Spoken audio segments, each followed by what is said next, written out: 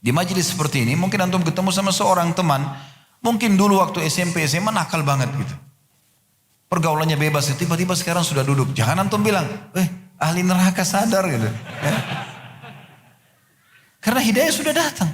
Oh alhamdulillah, Masya Allah. Kita sudah sama-sama ya ikut ta'lim. Mudah-mudahan kita istiqomah. Harusnya begitu.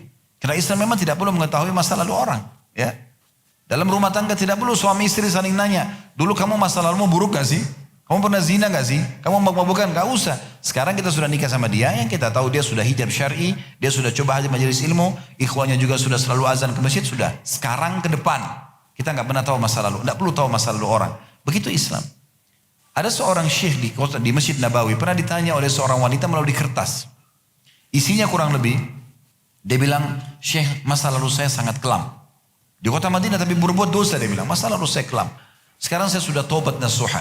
Apakah dengan saya tobat dan saya hijrah ini, saya masih layak mendapatkan laki-laki mukmin dan saleh? Kata syekhnya, iya. Kamu akan mendapatkan laki-laki saleh dan mukmin, ya. Dan orang-orang mukmin dan saleh tidak akan pernah melihat masa lalumu. Memang sudah begitu prinsip dasar Islam, ya. Jadi indah sekali, gitu kan?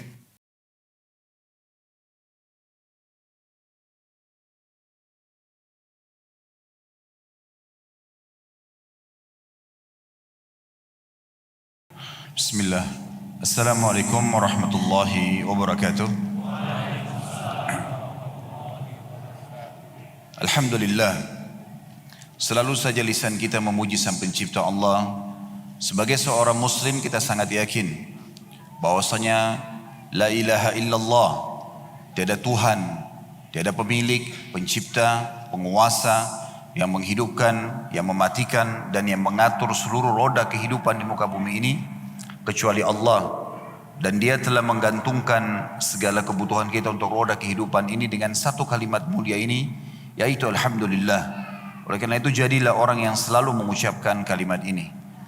Selanjutnya kita panjatkan salam hormat kita kepada utusan Allah subhanahu wa ta'ala, manusia yang telah Allah sempurnakan jalur nasabnya, fisiknya, ilmunya, sebaik-baik suri tauladan, orang yang telah sukses menjadi seorang suami, ayah, sahabat, seorang pakar ekonom, politik, dan juga penutup utusan Sang Pencipta Allah.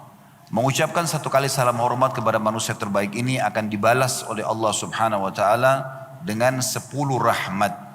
Kalau seandainya dibalik dengan mengucapkan 10 kali salam hormat kepada manusia terbaik ini, akan diberikan satu rahmat Allah saja, dan rahmat Allah meliputi segala sesuatunya, pengampunan dosa, peninggian derajat, pemenuhan segala kebutuhan, maka sudah cukup.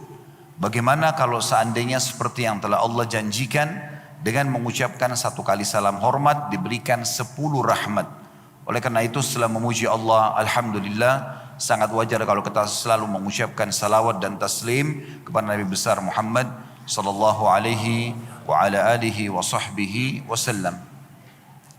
Di awal pembukaan tablik akbar kita ini, teman-teman sekalian, saya akan menjalankan sabda Nabi sallallahu alaihi wasallam, "Man lam yashkurun nas la yashkurullah." Siapa yang tidak berterima kasih pada manusia, maka belum berterima kasih pada Allah. Maka pada kesempatan ini saya mengucapkan jazakumullah khairan kepada seluruh teman-teman ikhwah dan akhwat kita yang telah menjadi penyebab adanya tablik akbar ini, dan juga pada seluruh pengurus di Masjid Trans Studio ini, seluruh teman-teman muslimin dan muslimat yang telah hadir. Tentu ini semua tidak terjadi kecuali karena keikhlasan kita dan keinginan kita untuk sama-sama duduk dalam majelis ini. Maka jazakumullahu khairan. Yang kedua, teman-teman sekalian, saya duduk di sini bukan karena saya lebih pintar daripada anda semuanya, tapi kita sedang menjalankan firman Allah subhanahu wa ta'ala, fadzakir fa inna dzikra tanfa'ul mu'minin. Saling memberikan peringatan karena peringatan sangat bermanfaat bagi orang-orang beriman. Juga menjalankan sabda Nabi SAW, ad-dinun nasihah. Agama ini isinya semuanya nasihat. Jadi kita sedang duduk untuk sama-sama mempelajari, mengulangi lagi, kalaupun ada tema yang terulang atau dalil yang terulang, mengejar keutamaan majelis ilmu, hadir memenuhi rumah Allah subhanahu wa ta'ala, Semua itu adalah menjadi target utama kita. Di setiap majelis ilmu kita tidak perlu melihat siapa yang menyampaikan, tapi apa yang disampaikan. Kalau yang disampaikan qala Allah, qala Rasul, Allah berfirman, Rasulullah SAW bersabda sesuai dengan pemahaman para salafus saleh, maka kita terima. Kemudian selanjutnya yang ketiga adalah saya ingin mengingatkan diri saya dan juga teman-teman sekalian untuk mengikhlaskan niat.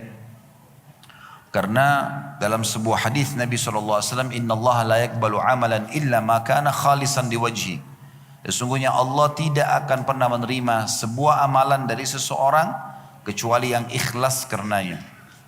Saya sebagai pemateri, teman-teman yang juga hadir di sini, teman-teman pengurus, teman-teman panitia, bahkan sampai mungkin teman-teman security dan yang mengatur parkiran pun, kalau kita ikhlas niat untuk melayani majelis ilmu, maka akan dicatat pahala di sisi Allah SWT. Kalau tadi ada yang datang hanya karena ajakan temannya, mau testimoni saja, melihat bagaimana sih majelis itu, atau seremoni saja hanya meramaikan, ubah niatnya.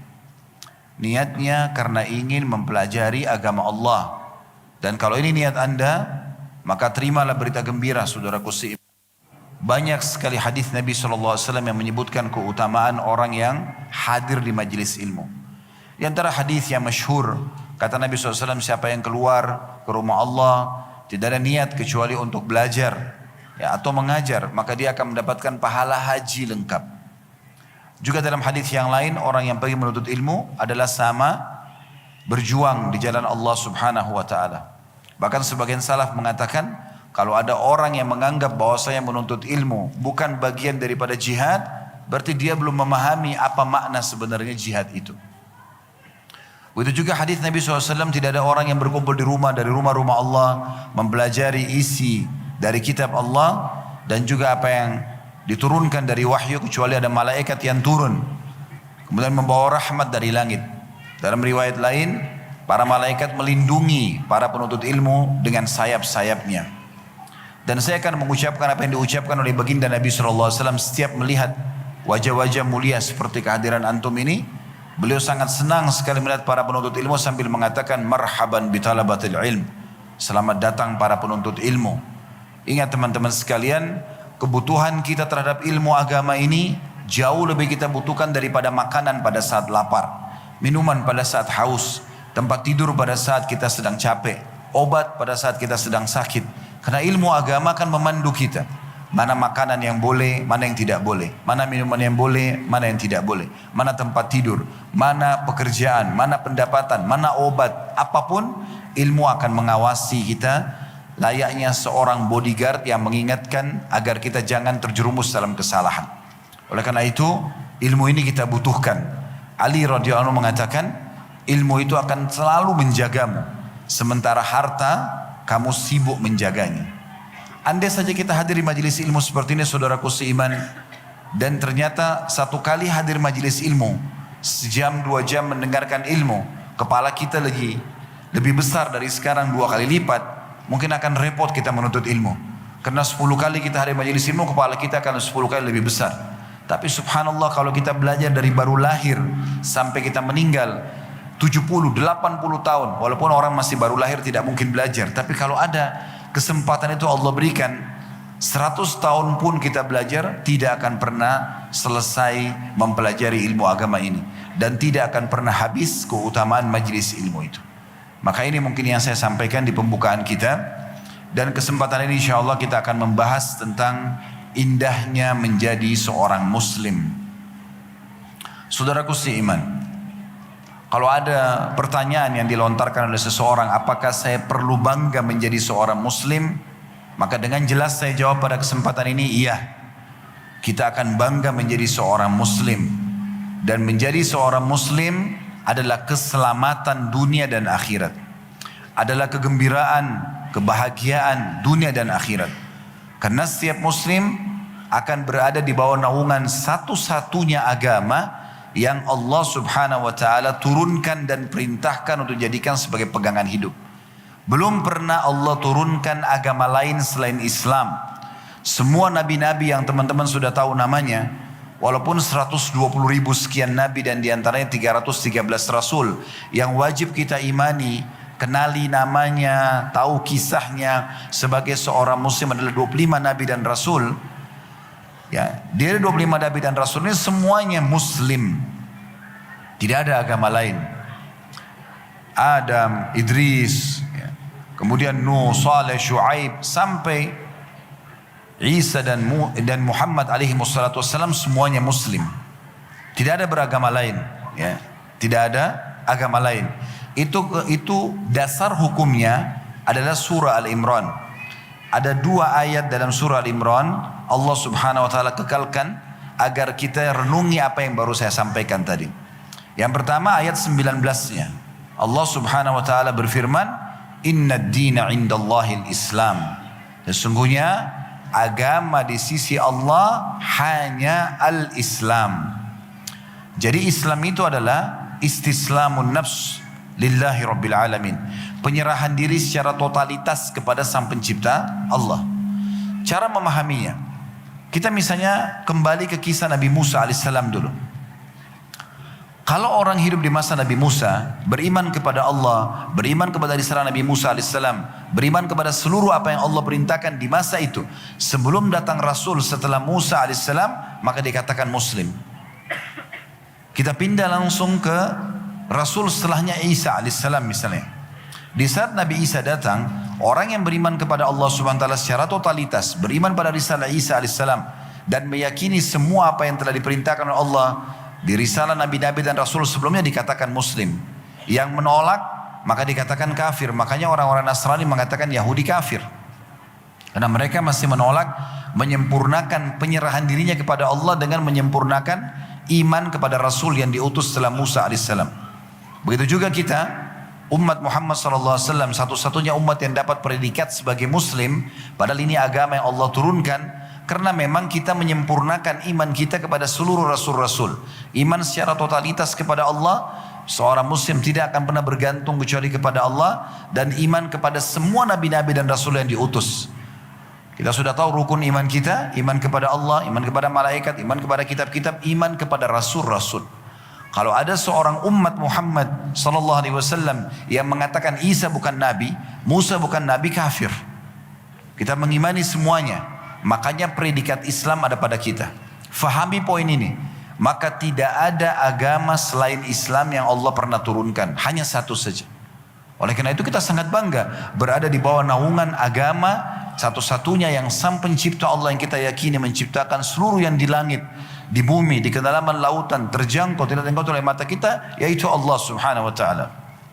Dan Allah pastikan di surah yang sama, di ayat 85-nya, وَمَنْ يَبْتَغِ غَيْرَ الْإِسْلَامِ دِينًا فَلَنْ يُقْبَلَ مِنْهُ وَهُوَ فِي الْآخِرَةِ مِنَ الْخَاسِرِينَ. Siapa yang coba-coba memilih selain daripada Islam sebagai agama mereka, sebagai panduan hidupnya, tidak akan pernah diterima darinya, dan dia di akhirat termasuk orang-orang yang rugi. Jadi dari poin ini perlu difahami baik-baik dan sangat jelas bagaimana penyampaian Allah subhanahu wa ta'ala. Kita juga lihat firman Allah subhanahu wa ta'ala dalam surah Az-Zumar, surah nomor 39 ayat 22. Allah memastikan siapapun yang lahir dalam keadaan Islam sebagai Muslim, dan juga orang yang mendapatkan hidayah setelah dewasa masuk Islam, seperti kita biasa bahasakan mu'allaf, maka mereka dipastikan berada di atas cahaya Tuhannya. Tidak ada cahaya panduan yang lain kecuali Islam. Perhatikan surah Az-Zumar, surah nomor 39 ayat 22, yang bunyinya, afaman syaraha sadrahu lil islami fahuwa ala nuri min rabbih, afaman syaraha Allahu sadrahu lil islami fahuwa ala nuri min rabbih, fawailun lil qasiyati qulubuhum min dzikrillah ulaika fi dhalalin mubin. Yang artinya, siapa yang Allah lapangkan dadanya, lahir dalam keadaan Islam atau setelah dewasa dapat hidayah Islam, masuk Islam, maka dia berada di atas cahaya Tuhannya. Panduan hidupnya jelas. Mana yang halal, mana yang haram, mana yang boleh dia nikmati, mana yang tidak boleh dia nikmati, atau yang harus dia tinggalkan. Semua dari bangun tidur sampai tidur dipandu. Semuanya ada panduan-panduannya. Hubungan dia dengan Tuhannya, hubungan juga dia dengan makhluk. Bagaimana dia bermuamalah dengan sama manusia, bahkan makhluk secara umum. Kata Allah, maka kecelakaan bagi orang-orang yang hatinya keras dari zikir Allah. Maksudnya dari mengenal Islam ini. Mereka tidak mau mengenal agama Islam. Padahal cuma satu agama. Satu Tuhan, satu agama. Ini yang sudah Allah subhanahu wa ta'ala pastikan tidak ada agama lain. Tidak ada Tuhan lain. Ya. Dan ini panduan yang paling sempurna. Tidak ada orang yang menganut agama Islam, kalau dia terapkan Islam benar dalam hidupnya, kecuali hidupnya akan sempurna. Nanti akan kita jelaskan poin demi poin insya Allah. Dan Allah SWT mengatakan, mereka yang menolak Islam itu, mereka berada dalam kesesatan yang nyata. Allah Subhanahu wa ta'ala juga memastikan, saudaraku seiman, dalam firman-Nya yang lain, kalau ada orang yang lahir dalam keadaan Islam, atau orang mendapatkan hidayah untuk masuk Islam setelah dewasa, itu berarti Allah inginkan kebaikan untuknya. Perhatikan Allah jelaskan dalam Al-Quran surah Al-An'am, surah nomor 6 ayat 125. فَمَنْ يُرِدِ اللَّهُ أَنْ يَهْدِيَهُ يَشْرَحْ صَدْرَهُ لِلْإِسْلَامِ. Siapa yang Allah inginkan memberikan hidayah kepadanya, kebaikan untuknya, maka Allah lapangkan dadanya untuk menganut Islam. Jadi ini jelas sekali bagaimana Allah subhanahu wa ta'ala membahasakan ke kita semua. Lagi teman-teman sekalian, penyempurnaan terhadap apa yang kami sampaikan tadi, Allah subhanahu wa ta'ala memastikan dalam surah Al-Ma'idah, surah nomor 5 ayat 3, potongan ayat, kalau agama ini selain satu-satunya agama dari Allah subhanahu wa ta'ala, dan ini agama semua nabi-nabi dan rasul, tidak akan ada perubahan dari beriman kepada Allah yang satu dan mengikuti semua rasul-rasul ini. Cuman memang ada perbedaan di syariat saja. Setiap rasul akan membawa syariat baru, hukum-hukum. Ada yang berlaku di rasul yang satu, tidak berlaku di rasul yang lainnya. Nah, tapi setelah Nabi Muhammad SAW diutus, tidak ada lagi rasul dan nabi setelah beliau. Berarti inilah syariat terakhir. Tidak ada lagi perubahan tentang hukum-hukum setelah turunnya Al-Quran. Allah memastikan agama ini sudah Allah sempurnakan. Al-yawma akmaltu lakum dinakum. Hari ini aku sempurnakan agama kalian. Wa atmamtu alaikum ni'mati, dan aku sempurnakan juga seluruh nikmatku. Maksudnya kebutuhan kalian sudah ada di agama ini. Wa raditu lakumul Islam madina, dan aku ridho Islam sebagai agama kalian. Maksudnya tidak ada lagi agama yang Allah ridhoi kecuali Islam itu. Subhanallah, pernah terjadi di zaman Umar radhiyallahu anhu pada saat beliau menjadi khalifah. Ada seorang Yahudi datang dan mengatakan begini, wahai Amir Mukminin, wahai pemimpin orang-orang beriman, sesungguhnya ada satu ayat dalam kitab kalian Al-Quran, kalau turun kepada kami bangsa Yahudi, maka kami pasti akan menjadikan hari turunnya sebagai hari raya. Maka kata Umar, ayat apa yang kamu maksudkan? Subhanallah, Yahudi ini hafal ayat ini.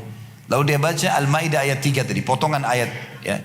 Di tengah-tengah atau hampir di akhir ayat ketiga Al-Ma'idah, Al-yawma akmaltu lakum dinakum wa atmamtu alaikum ni'mati wa raditu lakumul Islam madina. Hari ini aku sempurnakan agama kalian, aku sempurnakan nikmatku pada kalian, dan aku ridho Islam sebagai agama kalian. Maka Umar berkata radhiyallahu anhu, sungguh aku benar-benar mengetahui hari apa dan di tempat mana ayat itu turun kepada Nabi SAW.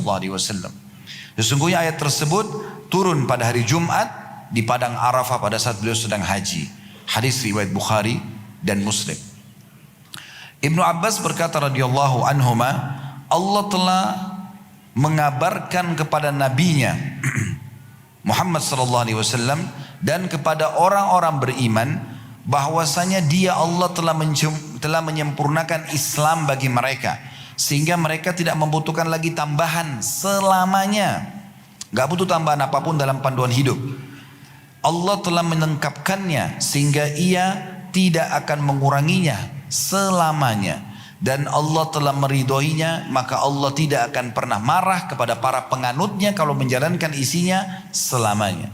Sebagaimana disebutkan oleh Ibnu Katsir dalam tafsir Quran Al-Azim jilid 2 halaman 12. Ya, kita bisa lihat teman-teman sekalian bagaimana sempurnanya ya agama ini, dan bagaimana di pembukaan kita sudah disampaikan kalau Allah subhanahu wa ta'ala hanya menurunkan satu agama saja, yaitu agama Islam.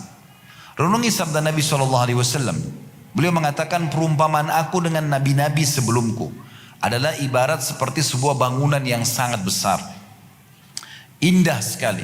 Setiap kali orang keliling di bangunan itu, mereka selalu mengatakan, indah benar bangunan ini. Lalu mereka menemukan ada satu celah batu bata yang belum diletakkan. Maka mereka berkata, ya, andai saja batu bata ini diletakkan, maka pasti sempurna bangunan ini. Kata Nabi Muhammad SAW, ketahuilah, pelajari dan renungi baik-baik, akulah satu batu bata itu. Jadi Nabi SAW ini menyempurnakan saja apa yang dibawa oleh nabi-nabi dan rasul sebelumnya. Beliau hanya membawa dan melanjutkan estafet agama Islam. Hanya saja dalam hukum-hukum keseharian ini yang seringkali ada perubahan di antara rasul satu sama yang lain. Tapi induknya adalah agama Islam. Saudaraku seiman, menjadi seorang muslim sebagaimana judul kita, indahnya menjadi seorang muslim, itu akan mendapatkan banyak sekali manfaat. Saya akan menyebutkan insya Allah belasan manfaat, keutamaan, kelebihan menjadi seorang muslim. Yang pertama, kita akan mulai poin bagi orang yang baru masuk Islam dulu. Sehingga Anda bisa pada saat bubar dari masjid ini, dari majelis kita ini, jangan pernah ragu untuk mendakwakan Islam kepada orang-orang non-muslim. Bukan dengan paksaan. Karena Allah berfirman, la ikraha fid din. Gak boleh ada paksaan dalam Islam. Jangan bilang ini agama paling benar. Tetangga ini harus masuk Islam sekarang, kalau tidak saya penggal lehernya. Itu nggak boleh. Tapi kita menawarkan Islam. Setiap kita punya satu produk namanya Islam dan kita marketingnya. Siapa yang menawarkan, yang memahami Islam lalu menawarkan kepada orang lain lalu dia masuk Islam, maka semua perbuatan baik orang tersebut setelah masuk Islam akan dipanen oleh dia.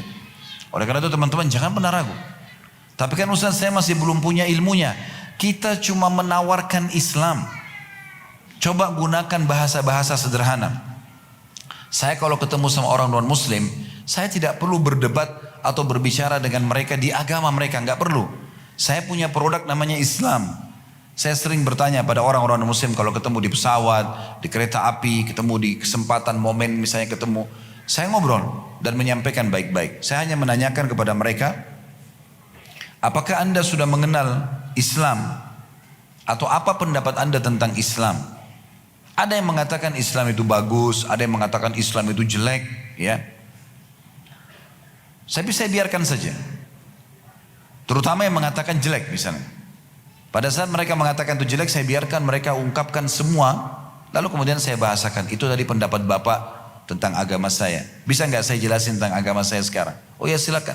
Pertama sekali, kami ini adalah agama yang selalu mengajak kepada perdamaian. Agama yang selalu mengajak kepada kebaikan. Kami tidak pernah disuruh untuk bersifat keras, kasar. Itu nggak pernah dalam Islam. Mungkin Anda belum tahu, tapi dalam Islam, Nabi kami, Nabi Muhammad SAW mengatakan kalau berperang dan menyembelih hewan, disatukan dalam satu hadis. Siapa di antara kalian yang ingin membunuh, bunuhlah dengan cara yang santun. Gimana tuh bunuh yang santun? Masuk medan perang, tusuk musuh, mati, selesai. Kalau dia menyerah, jadikan tawanan. Jangan diserang orang yang sudah menyerang. Orang yang sudah menyerah. Begitu wasiat Nabi SAW kepada setiap pasukan. Kalau ada yang melawan, terjadi peperangan, duel, itu iya. Terbunuh nggak boleh ada mutilasi, nggak boleh membakar. Selesai, gitu kan? Waktu para sahabat dimutilasi di perang Uhud, Nabi SAW tidak membalas itu dengan mutilasi mereka pada saat pembebasan kota Mekah. Bahkan seorang sahabat dari Ansar mengatakan, hari ini hari pembalasan, hari ini hari pembantaian Quraisy. Kata Nabi SAW, kau keliru hai Sa'ad. Sa'ad berkata begitu, kau keliru. Hari ini hari Allah muliakan Quraisy. Hari ini justru hari pemaafan. Maka Nabi SAW maafkan. Hindun yang tadinya menjadi penyebab dadanya Hamzah dan hidung Hamzah dipotong radhiyallahu anhu, dimutilasi di Uhud, itu justru syahadat dan Nabi SAW sambut dengan senyum. Wahsy yang menusuk Hamzah di perang Uhud masuk Islam dan diterima oleh Nabi SAW. Abdullah bin Abi Syarah, sepupunya Utsman bin Affan yang pura-pura masuk Islam, dia ke Madinah masuk Islam lalu menjadi penulis wahyu. Setelah itu dia pulang ke Mekah, dia iklanin kalau dia murtad dan dia bilang semua yang saya tulis itu bohong. Kata Nabi SAW tidak, yang dia tulis itu adalah benar, ya. Dan dia tidak benar dengan perkataannya ini. Pembebasan kota Mekah juga masuk Islam kembali dan Nabi SAW terima, ya.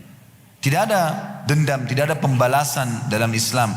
Nabi SAW pesan, kalau berperang tidak boleh bunuh wanita, tidak boleh bunuh anak kecil, gak boleh merusak fasilitas umum, gak boleh membunuh hewan-hewan. Gak ada kerusakan bagi seorang muslim.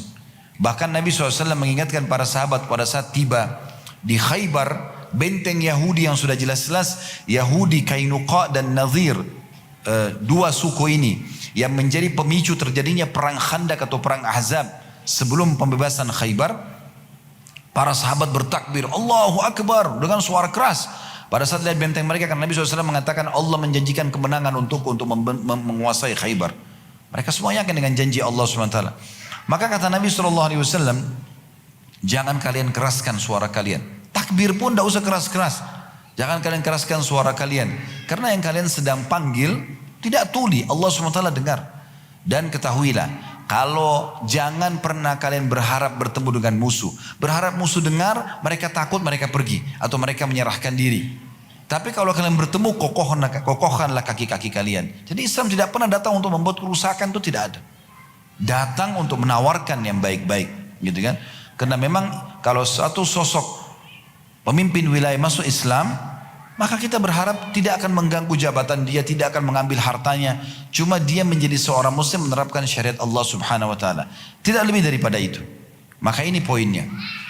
Baik, kita akan bicara teman-teman sekalian, siapa yang masuk Islam, dia beruntung dan ya selamat. Ini poin pertama, keutamaan menjadi muslim. Allah Subhanahu wa taala memastikan dalam surah Al-Anfal, surah nomor 8 ayat 38. Siapapun yang masuk Islam akan dimaafkan semua kesalahan yang lalu. Seberat apapun kesalahan dia. Al-Anfal ayat 38 bunyinya, "Qul lil ladzina kafaru in yantahu yukfar lahum ma qad salaf wa in ya'udu faqad madat sunnatul awwalin." Ayat pendek tapi maknanya dalam sekali. Kata Allah SWT, katakan kepada orang-orang yang masih kafir, kalau mereka meninggalkan kekufuran mereka, mereka masuk Islam, Allah akan ampuni semua kesalahan mereka yang lalu. Tapi kalau mereka tetap saja dalam kekufuran mereka, maka sudah berlaku peraturan-peraturan Allah pada umat-umat yang terdahulu. Ya seperti Fir'aun, Allah tenggelamkan dalam kekufurannya dan dipastikan dalam pemahaman agama Islam akan masuk ke dalam neraka nantinya. Gitu kan. Kemudian teman-teman sekalian, kalau pernah dengar Amr bin As radhiyallahu anhu, sahabat Nabi ini orang yang sangat cerdas, saking cerdasnya oleh Quraisy diangkat menjadi duta, dan dialah yang diutus oleh orang-orang Quraisy untuk menuju ke Ethiopia bertemu dengan Najasyi, dan dia memang biasa diutus ketemu sama Kaisar Romawi, Kisra, Persia, ya ini julukan-julukan raja-raja dunia pada saat itu. Dan dia pada saat itu diutus ke sana untuk memanggil, menjemput secara paksa 83 orang sahabat dipimpin oleh Ja'far bin Abi Thalib agar kembali ke Mekah. Tujuan untuk disiksa. Maka pada saat itu Amr bin As terkejut karena ternyata Najasyi masuk Islam. Walaupun dia sembunyikan Islamnya. Raja dunia pada saat itu, termasuk banyak luas wilayah kekuasaannya disegani dan terkenal dengan keadilannya, masuk Islam. Dia pun tersentuh, hanya dia ingin masuk Islam. Ringkas cerita, dia dulu sangat benci dengan Islam. Pada satu waktu dia bilang, di dalam sebuah riwayat Imam Muslim, dia mengatakan, Amr sendiri cerita ya, "Falamma ja'alallahu al-Islam fi qalbi, ataitu an-nabiyya sallallahu alaihi wasallam." Pada saat Allah sudah masukkan Islam dalam hatiku, aku langsung mendatangi Nabi SAW ke Madinah ya. Waktu itu dia dari Mekah. Faqultu ubsut yaminak fala ubayi'annak. Fala ubayi'ka fabasata yaminahu. Maka Nabi SAW, maka Abu Bakar mengatakan, keluarkan tangan kananmu. Ya. Aku akan membaiatmu. Maksudnya mengucapkan syahadat. Ya. Maka Nabi SAW pun mengulurkan tangan kanannya. Begitu ya, sudah salaman, qala faqabattu yadi. Pada saat sudah mau salaman, sudah salaman, ditarik kembali oleh Amr bin As. Dia bilang, saya tarik kembali tangan saya. Qala sallallahu alaihi wasallam, malaka ya Amr?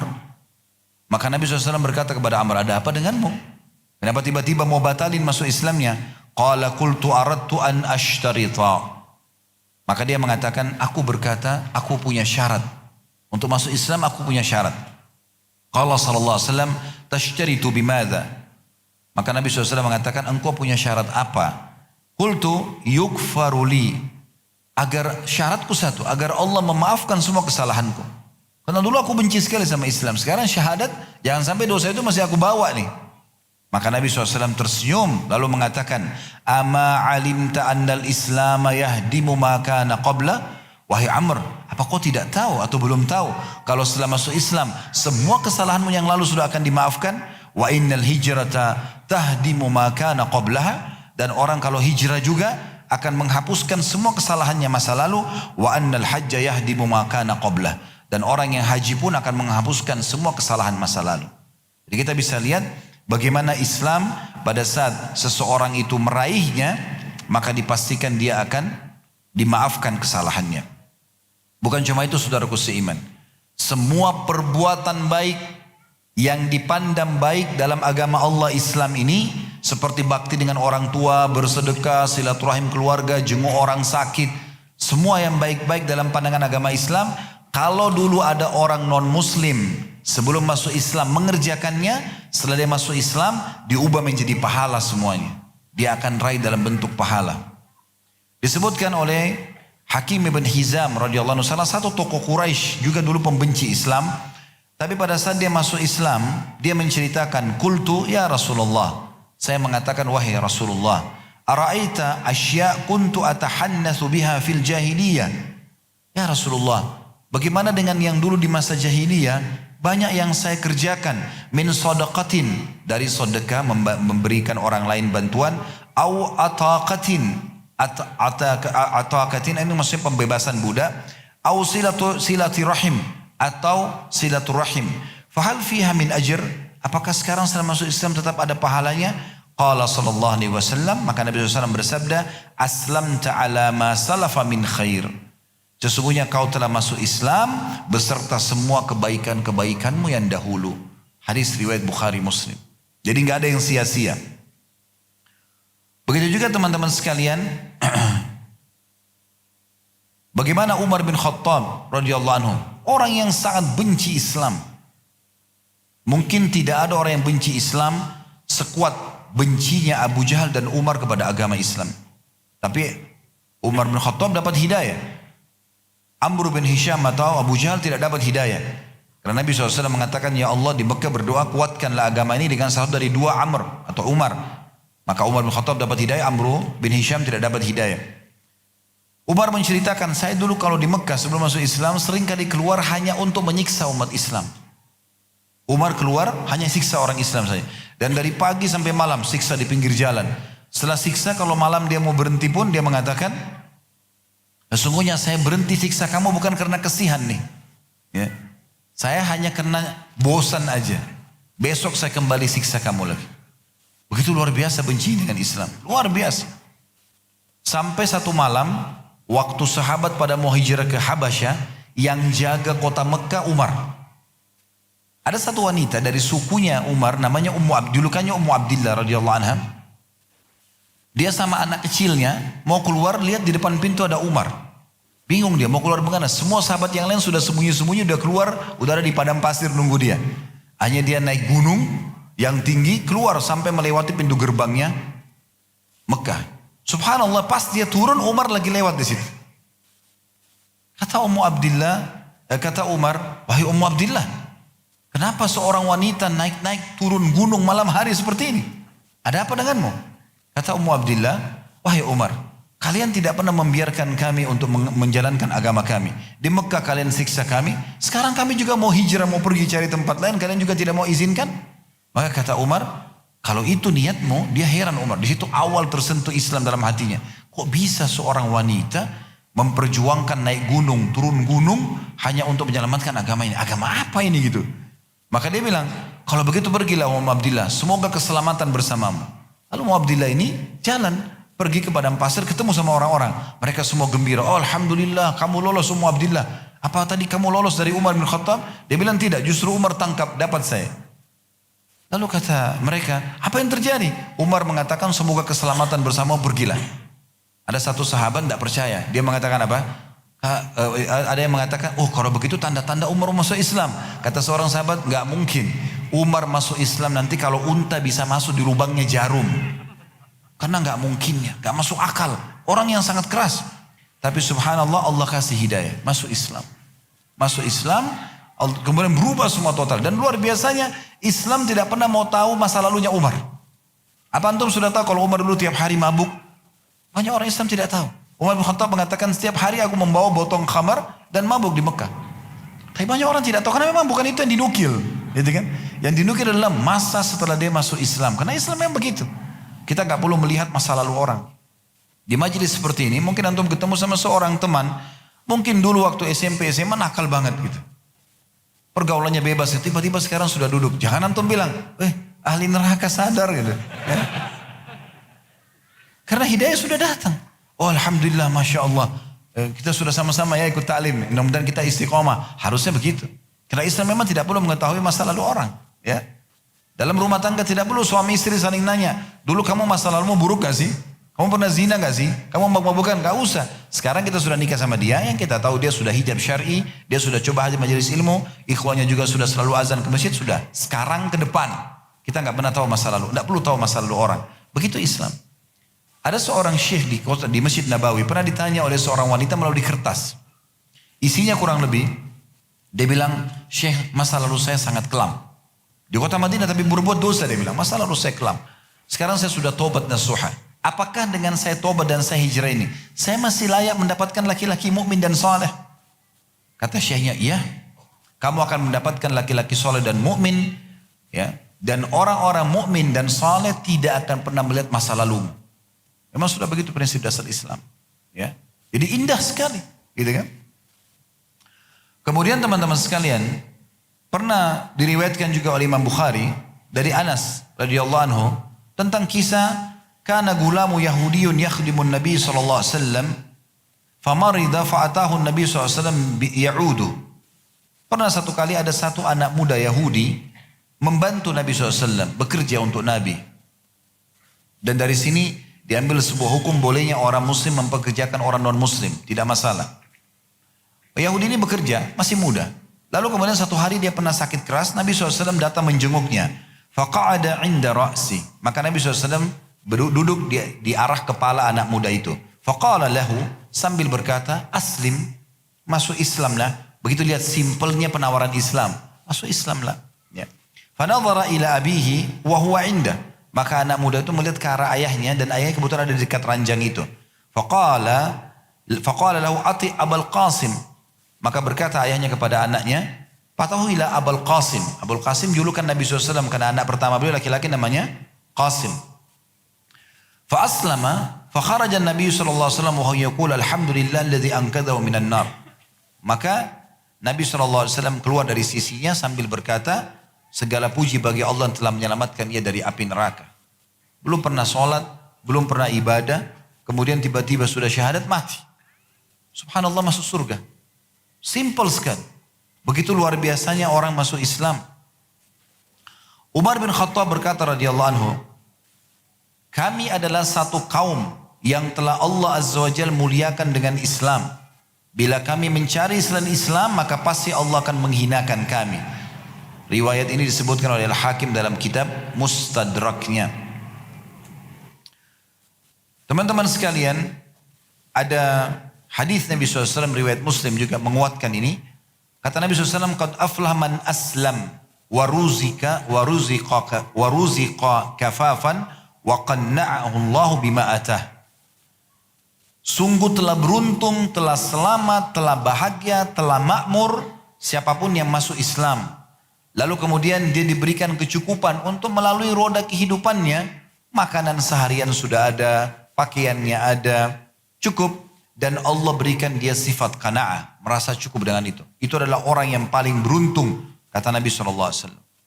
Di dalam hadis riwayat Imam Ahmad, juga Al-Hakim, Nabi SAW juga bersabda, ayyuma ahli baitin minal arabi wal ajam. Rumah manapun, penghuninya dari orang Arab atau selain orang Arab, aradallahu bihim khaira, Allah inginkan kebaikan bagi mereka, adkhala alaihimul Islam, maka Allah akan masukkan Islam ke dalam rumah mereka, maksudnya ke dalam diri mereka, dan rumah itu menjadi rumah yang muslim. Thumma taqa'ul fitan ka'annaha dhulal. Kemudian setelah itu ada fitnah-fitnah terjadi, maksudnya ada ujian-ujian datang. Setelah masuk Islam kadang-kadang dia masih mau berbuat dosa atau masih malas belajar agama, ada. Tapi kalau Allah inginkan kebaikan, Allah sudah berikan kepada dia sebuah jembatannya, yaitu masuk Islam. Tinggal bagaimana kita mendalami agama Islam itu. Juga dalam sebuah riwayat Bukhari disebutkan ada seseorang luar biasa nih, ya. Amalnya dikit sekali, ya. Disebutkan atan Nabiya dari Al-Bara radhiyallahu anhu, beliau mengatakan, atan Nabiya sallallahu alaihi wasallam rajulun mukanna'un bil hadid. Telah datang kepada Nabi SAW seorang laki-laki yang pakai baju perang lengkap, semuanya baju besi, siap perang. Faqala ya Rasulullah, uqatil au uslim. Orang ini mengatakan, ya Rasulullah, saya langsung ikut perang saja atau saya masuk Islam dulu, syahadat dulu. Faqala aslim thumma qatil. Kata Nabi SAW, masuk Islam dulu baru berperang. Fa aslama thumma qatala faqutil. Maka orang ini pun syahadat, kemudian dia masuk Islam, lalu dia berperang, lalu dia terbunuh. Maka Nabi SAW menyebutkan hadis yang masyhur, amila qalilan wa ujira katsira. Orang ini berbuat sedikit, 2 kalimat syahadat saja, kemudian dia mendapatkan pahala yang melimpah. Hadis ini diriwayatkan oleh Bukhari dan Muslim. Yang kedua, teman-teman sekalian, siapapun masuk Islam, selama dia tidak meninggalkan agama Islam, maka dipastikan dia menjadi ahli surga. Dipastikan dia menjadi ahli surga. Dan ini kebahagiaan yang luar biasa, ya. Di dunia dia punya panduan hidup yang sempurna, tahu mana yang boleh, mana yang tidak boleh, dan di akhirat akan masuk ke tempat abadi surga. Perhatikan sabda Nabi SAW riwayat Bukhari, innahu la yadkhulul jannata illa nafsum muslimah. Ketahuilah tidak akan pernah masuk surga kecuali jiwa muslimah, maksudnya orang muslim. Wa inna allaha la yu'ayyidu hadzal din birrajulil fajir. Dan ketahuilah agama ini terus akan dimenangkan oleh Allah SWT walaupun di tangan seorang yang fajir. Orang yang jauh dari agama akan Allah datang untuk membela agama ini. Tapi saksi bahasan kita potongan awal, tidak akan masuk surga kecuali musliman. Kemudian kita menyampaikan kisah. Kalau teman-teman pernah dengar orang ini, alhamdulillah. Kalau belum dengar, ini kisah unik. Seorang pendeta Yahudi namanya Khuwairik. Khuwairik ini pada saat Nabi SAW mengumandangkan panggilan jihad di Uhud, kurang lebih di tanggal 16 Syawal, waktu itu tahun 3 Hijriah di hari Sabtu. Waktu itu belum ada media kayak kita sekarang, sehingga ada utusan Nabi keliling Madinah sambil teriak-teriak, wahai muslimin, Rasulullah SAW suruh kalian siap-siap berperang. Pasukan Quraisy sudah datang mendekati pintu gerbang Madinah. Mereka kumpul gitu. Ada satu pendeta Yahudi namanya Khuwairik. Orang ini naik ke atas menara benteng Yahudi sambil teriak-teriak, wahai Yahudi, kalian benar-benar tahu, bahkan kakek-kakek kalian hijrah ke Madinah justru karena akan keluarnya Nabi ini. Dan kalian tahu benar kalau semua ciri kenabian ada pada diri Muhammad. Kenapa kalian tidak mau beriman? Jawaban orang Yahudi, kan dia bukan dari Bani Israel. Ini kebohongan saja. Kalau udah tahu alhamdulillah, kalau belum tahu saya jelaskan. Nabi Ibrahim punya 2 orang istri, Sarah dan Hajar. Sarah punya anak Ishak, Hajar punya anak Ismail, dua-duanya Nabi. Ya. Nah setelah Ishak dan Ismail ini alaihi wassalatu wassalam, Nabi-Nabi yang datang banyak dari turunan Ishak. Dimulai dari Yakub, nama lainnya Yakub, Israel. Ya, pernah dengar Bani Israel? Nah keturunan Israel, keturunan Nabi Yakub. Datanglah setelah Nabi Yakub Yusuf, Musa, Isa, Daud, Zakaria, Yahya, Isa, semua ini, Ilyasa, ya, Ayub, semua ini Nabi-Nabi Bani Israel namanya.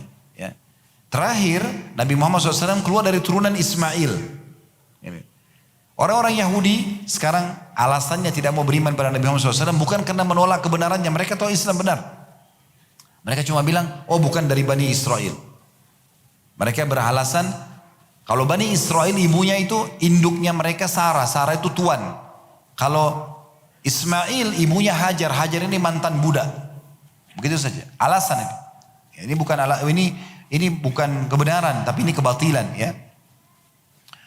Kemudian Khuwairik berkata, kalau begitu, gak usahlah masuk Islam. Gak usah yakin dia sebagai Nabi. Tapi kalian temukan dalam kitab Taurat, ada perintah. Kalau seandainya di satu wilayah ada Nabi yang sedang ingin berperang, kita dianjurkan untuk membantunya. Apa maknanya kalimat ini? Nabi-nabi sebelum Nabi Muhammad SAW, saudaraku seiman, mereka diutus khusus untuk kaumnya. Semua untuk kaumnya, ya. Tidak ada perintah Nabi Musa harus datang ke Indonesia di masa itu. Dia hanya di sana saja. Di lokasi dakwanya. Mesir, Palestina. Gitulah. Bahkan nabi-nabi seringkali satu masa. Ya, kita pernah dengar Nabi Ibrahim dengan ponakannya Nabi Lut. Ya, Nabi Ibrahim lokasi dakwanya Babilonia, tempat Namrud dibinasakan, Palestina dan Mekah. Kan gitu. Ini 3 lokasi dakwah Nabi Ibrahim. Nabi Ibrahim tidak punya kewajiban ke Indonesia. Ini lokasi dakwanya saja. Nabi Ibrahim sama ponakannya Nabi Lut itu bersebelahan lembah saja, Jordania. Laut mati, tempatnya kaum Lut disiksa, di situ Nabi Lut. Ini ada Nabi, di sini ada Nabi. Hidup semasa. Ya, kita juga pernah tahu dalam surah Al-Kahfi Nabi Musa sezaman dengan Nabi Khidir. 2 nabi tapi beda lokasi. Ada juga yang satu lokasi, ya, seperti Nabi Musa sama Nabi Harun saudaranya, seperti Nabi Isa dan sepupunya Nabi Yahya, ya, pamannya Nabi Zakaria, itu semua satu lokasi di Palestina. Nah, seperti itulah, ya. Satu-satunya nabi yang Allah utus untuk seluruh alam semesta, semua wilayah wajib beriman Nabi Muhammad sallallahu alaihi wasallam. Makanya Allah bilang, "Wa ma arsalnaka illa rahmatan lil alamin." Kami tidak utus kau Muhammad kecuali sebagai rahmat bagi seluruh alam semesta ini. Nah, dalam kitab Taurat kata Khuairik, kalian temukan ada ayat dalam Taurat menjelaskan kalau ada satu wilayah di sana ada nabi dan nabi itu memanggil jihad, kita harus membantunya. Tidak usah kalian beriman, tapi kan kalian tahu harus bantu. Maka mereka bilang nggak mau, karena ini kan hari Sabtu. Ya, alasannya hari Sabtu, karena hari Sabtu mereka kultuskan, mereka nggak mau perang, mereka nggak mau kerja, malas-malasan, gitu kan? Sampai hari ini mereka kultuskan hari Sabtu, sebagaimana kita hari Jumat sebagai hari raya kita, ya, seperti itulah. Akhirnya Khuairik turun sendiri dari menara itu, kemudian masuk ke masjid syahadat di waktu duha, hari Sabtu, ya, hari perang Uhud. Dia syahadat, ikut perang. Subhanallah, terbunuh sebelum waktu duhur, mati syahid. Khuairik ini pendeta Yahudi. Waktu dia mati syahid, Nabi SAW lihat. Nabi senyum sambil mengatakan, siapa yang mau lihat penghuni surga yang belum pernah sujud sekalipun, lihat orang ini. Dia masuk Islam waktu duha, ya. Kemudian dia meninggal sebelum duhur. Kewajiban sholat duhur belum ada. Ya. Tapi sudah mati syahid. Mudah sekali, subhanallah, mudah sekali. Begitu juga dengan kisah seseorang Arab Badui yang datang kepada Nabi SAW. Ini unik sekali. Saya sering ulangi di ceramah saya kisah ini, karena bagi saya setiap kali ulangi, subhanallah, saya melihat begitu mudahnya kalau seorang muslim itu ingin masuk surga. Gampang sekali. Dia masuk masjid lalu dia mengatakan, siapa di antara kalian yang bernama Muhammad? Dia belum tahu. Karena zaman dulu nggak ada foto, nggak ada kamera, orang nggak tahu. Cuma dengar namanya. Nabi SAW waktu itu lagi duduk santai di masjid. Muttaqi itu meletakkan siku di tanah, kakinya ngelonjor. Nabi SAW lagi ngobrol santai dengan sahabat selepas sholat. Kata Nabi SAW sambil duduk santai tadi, orang ini bertanya, mengatakan, saya mau bertanya, hai Muhammad. Boleh? Dia bilang boleh, silakan. Kata orang itu, siapa yang meninggikan langit? Ini yang ciptakan langit begini nih, tinggi. Kita bisa lihat ini siapa? Kata Nabi SAW, Allah. Lalu dia bilang lagi, siapa yang menghamparkan bumi? Sehingga bisa orang jalan, bangun bangunan, bercocok tanam, ambil hasilnya. Kata Nabi SAW, Allah. Orang ini bilang, siapa yang tancapkan gunung-gunung? Kata Nabi SAW, Allah. Lalu orang ini teman-teman mengucapkan kata, sebuah kalimat yang membuat Nabi tadi duduk santai langsung duduk serius. Dia mengatakan, hai Muhammad, saya akan bertanya kepadamu atas nama Allah yang meninggikan langit, menghamparkan bumi, menancapkan gunung-gunung. Apakah Allah mengutusmu kepada kami? Ini mendengar kalimat ini langsung Nabi duduk. Nabi SAW mengatakan iya. Maka dia bilang lagi, saya bertanya hai Muhammad atas nama Allah yang meninggikan langit, menghamparkan bumi, menancapkan gunung-gunung. Apakah Allah memerintahkan kepadamu untuk menyampaikan kepada kami agar kami sholat sehari 5 kali? Sholat 5 waktu. Kata Nabi SAW, iya. Saya tanya lagi, hai Muhammad, atas nama Allah yang meninggikan langit, menahamparkan bumi, menancapkan gunung-gunung. Apakah Allah memerintahkan anda untuk menyampaikan kepada kami agar orang kaya kami mengeluarkan harta yang diberikan kepada orang miskin kami? Zakat. Kata Nabi SAW, iya. Dia bilang lagi, saya tanya lagi atas nama Allah yang meninggikan langit, menghamparkan bumi, menancapkan gunung-gunung. Apakah Allah memerintahkan anda menyampaikan kepada kami agar kami puasa sebulan Ramadan? Kata Nabi SAW, iya. Saya tanya lagi, hai Muhammad atas nama Allah yang meninggikan langit, menghamparkan bumi, menancapkan gunung-gunung. Apakah Allah memerintahkan kepada kami menyampaikan, memerintahkan kepada anda untuk menyampaikan kepada kami agar kami haji sekali ke Baitullah, sekali seumur hidup yang wajib? Kata Nabi SAW, iya. Lalu orang itu bilang, kalau saya Kerjakan itu. Saya dapat apa? Kata Nabi SAW, kau masuk surga. Orang itu langsung bilang, asyhadu an la ilaha illallah wa anna Muhammad Rasulullah. Syahadat dia. Kata dia apa? Ya Rasulullah, saya tidak akan tambah dan kurangi. Itu aja yang saya kerjain udah. Saya wajib-wajib aja. Lalu orang itu pergi. Kata Nabi SAW, siapa yang mau lihat penghuni surga, lihat orang ini. Islam hanya memerintahkan kita yang wajib. Sunnah itu bonus tambahan. Ibarat orang kerja di kantor, kalau dia kerjakan pekerjaan utamanya dapat gaji pokoknya kan. Kalau dia lembur baru dapat bonus kan gitu. Tentu lebih baik kalau orang mengejar yang bonusnya. Tapi di saat kita tidak bisa mengerjakan yang sunnah, fokus ke yang wajib saja, itu sangat luar biasa. Berulang kali alhamdulillah Allah subhanahu wa ta'ala mudahkan teman-teman sekalian. Beberapa saudara kita masuk Islam di kantor kami di Jakarta di Condet. Setiap kali mau masuk Islam saya selalu pastikan dulu. Kenapa mau masuk Islam? Apakah memang ada karena faktor mau menikah? Apakah karena faktor ekonomi? Apakah karena faktor politik? Karena kita mayoritas muslim di Indonesia misalnya. Ada memang karena mau menikah. Ada memang karena faktor ekonomi. Ada memang karena mau masuk Islam dari hatinya gitu. Lalu saya ajak. Saya bilang Islam ini adalah panduan hidup. Dia bukan alat sebuah perangkat untuk coba-coba gitu. Panduan hidup. Nanti setelah Anda masuk Islam, Anda makan, minum, berpakaian, bergaul, bekerja. Dari bangun tidur sampai tidur lagi. Semua diatur oleh Islam. Harusnya faham. Jadi kalau jadi nikah atau tidak jadi nikah, dapat pekerjaan atau tidak, aman atau tidak, tetap Anda tidak akan tinggalkan Islam. Oh iya, baik saya setuju. Baik. Setelah itu masuk Islam syahadat. Setelah syahadat saya bilang, Islam hanya meminta Anda untuk menjalankan setelah syahadat ini 4 poin. Rukun Islam.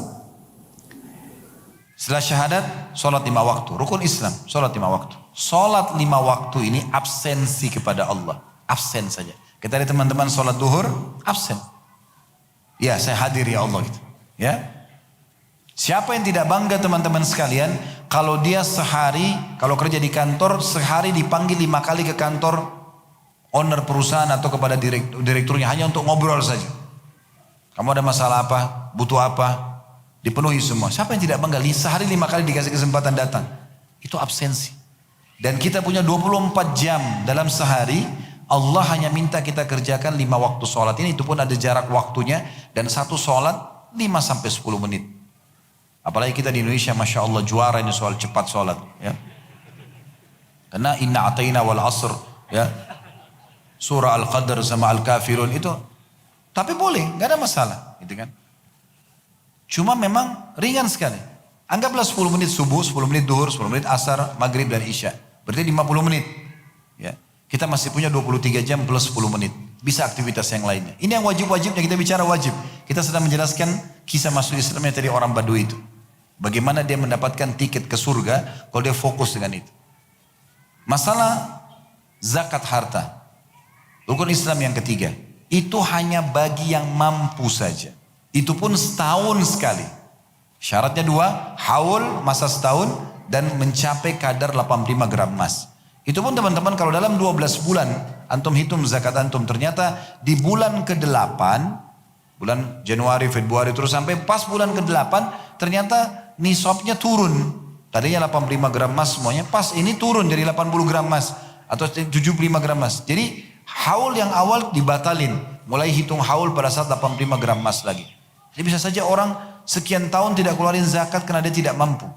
Bagi yang mampu. Itu pun cuma 2,5% untuk pensucian harta. Kemudian yang keempat puasa Ramadan. Ini kesehatan. Tubuh kita ini teman-teman sekalian kalau diibaratkan mesin rusak nih. Ya. Panas, dingin, kita makan, minum, segala macam aktivitas. Belum polusi udara. Kita butuh pembersihan. Puasa itu luar biasa. Terutama dari makanan dan minuman ya.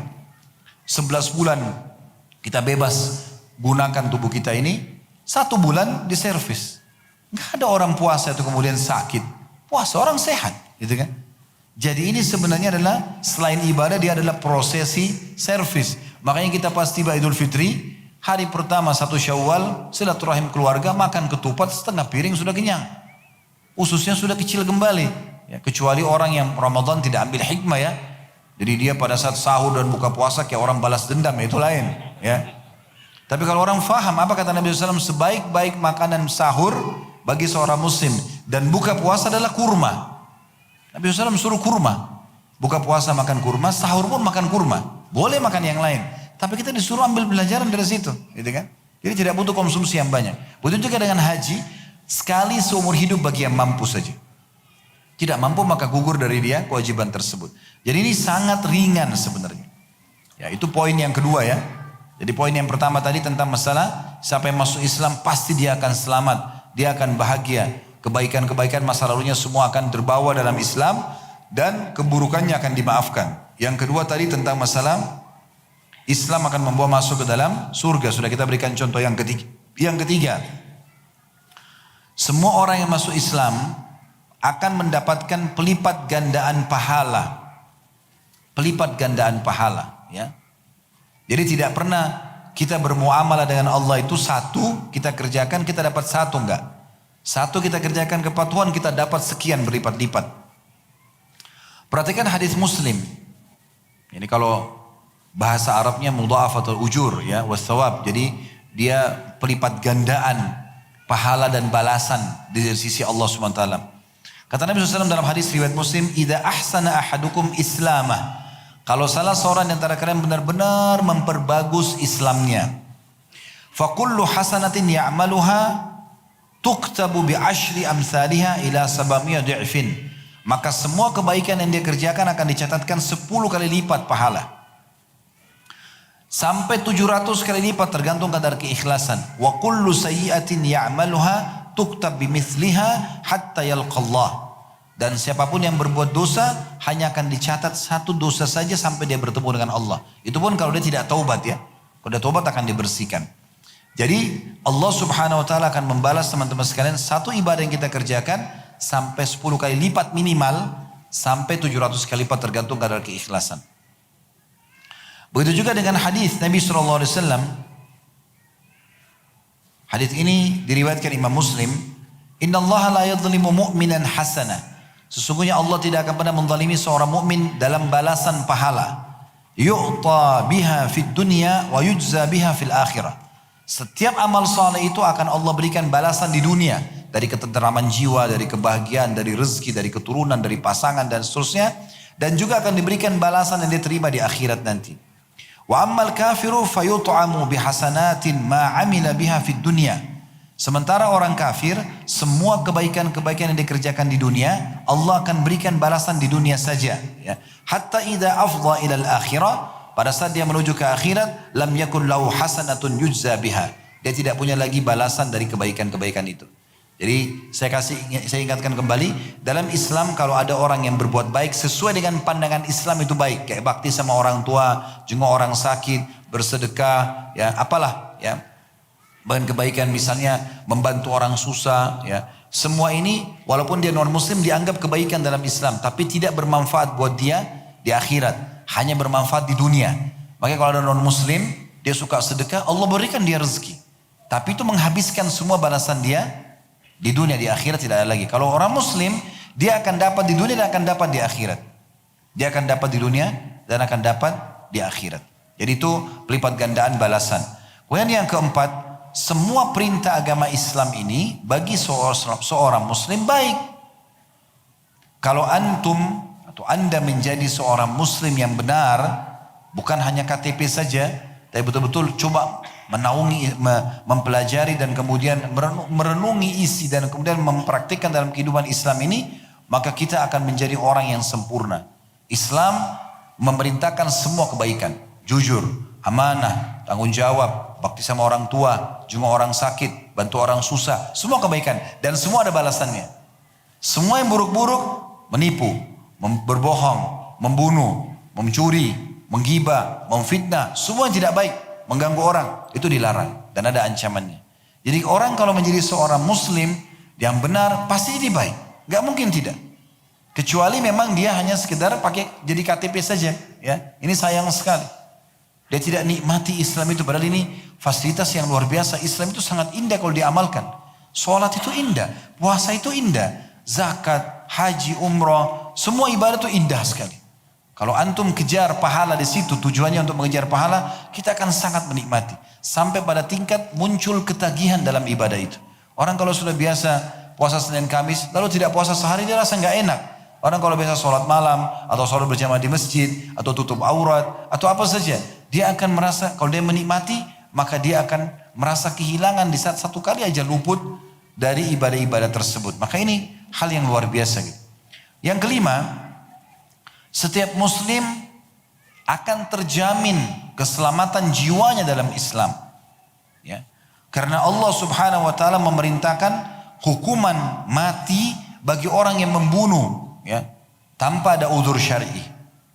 Perhatikan bagaimana Allah menggambarkan dalam surah Al-Baqarah surah nomor 2 ayat 179, "Walakum fil qisasi hayatun ya ulil albabi la'allakum tattaqun." Dalam qisas itu, ya, orang yang membunuh dipenggal lehernya, dihukum mati, itu ada ketentraman kehidupan bagi kalian wahai orang-orang yang berakal, ya. Semoga saja kalian patuh. Ada yang mengatakan, kok kejam sekali sih Islam? Masa orang membunuh dibunuh juga? Orang yang bicara seperti ini karena belum faham, belum pernah terjadi dalam hidup dia.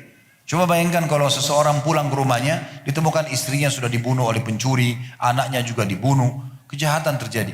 Kalau dia mau pakai hukum manusia, dia akan kejar mana orang itu, atau mungkin dia kejar keluarganya, atau berperang antara suku sama suku. Tapi Islam tidak. Mana orangnya tangkap, datangkan. Ya. Kemudian diletakkan orang itu di depannya wali keluarga yang dibunuh. Kayak di Saudi itu kalau ada orang yang mau dibunuh, mau dihukum mati di kisos, itu diletakkan, kemudian ada algojo 3 langkah dari orang yang akan dipenggal itu. Di sebelah kanannya itu ada walinya orang yang dibunuh. Yang terbunuh, keluarganya yang akan jadi walinya. Kalau mereka tidak memaafkan, algojo ini langkah-langkah pertama lihat ke sana. Diam saja, langkah-langkah kedua. Diam saja, langkah ketiga.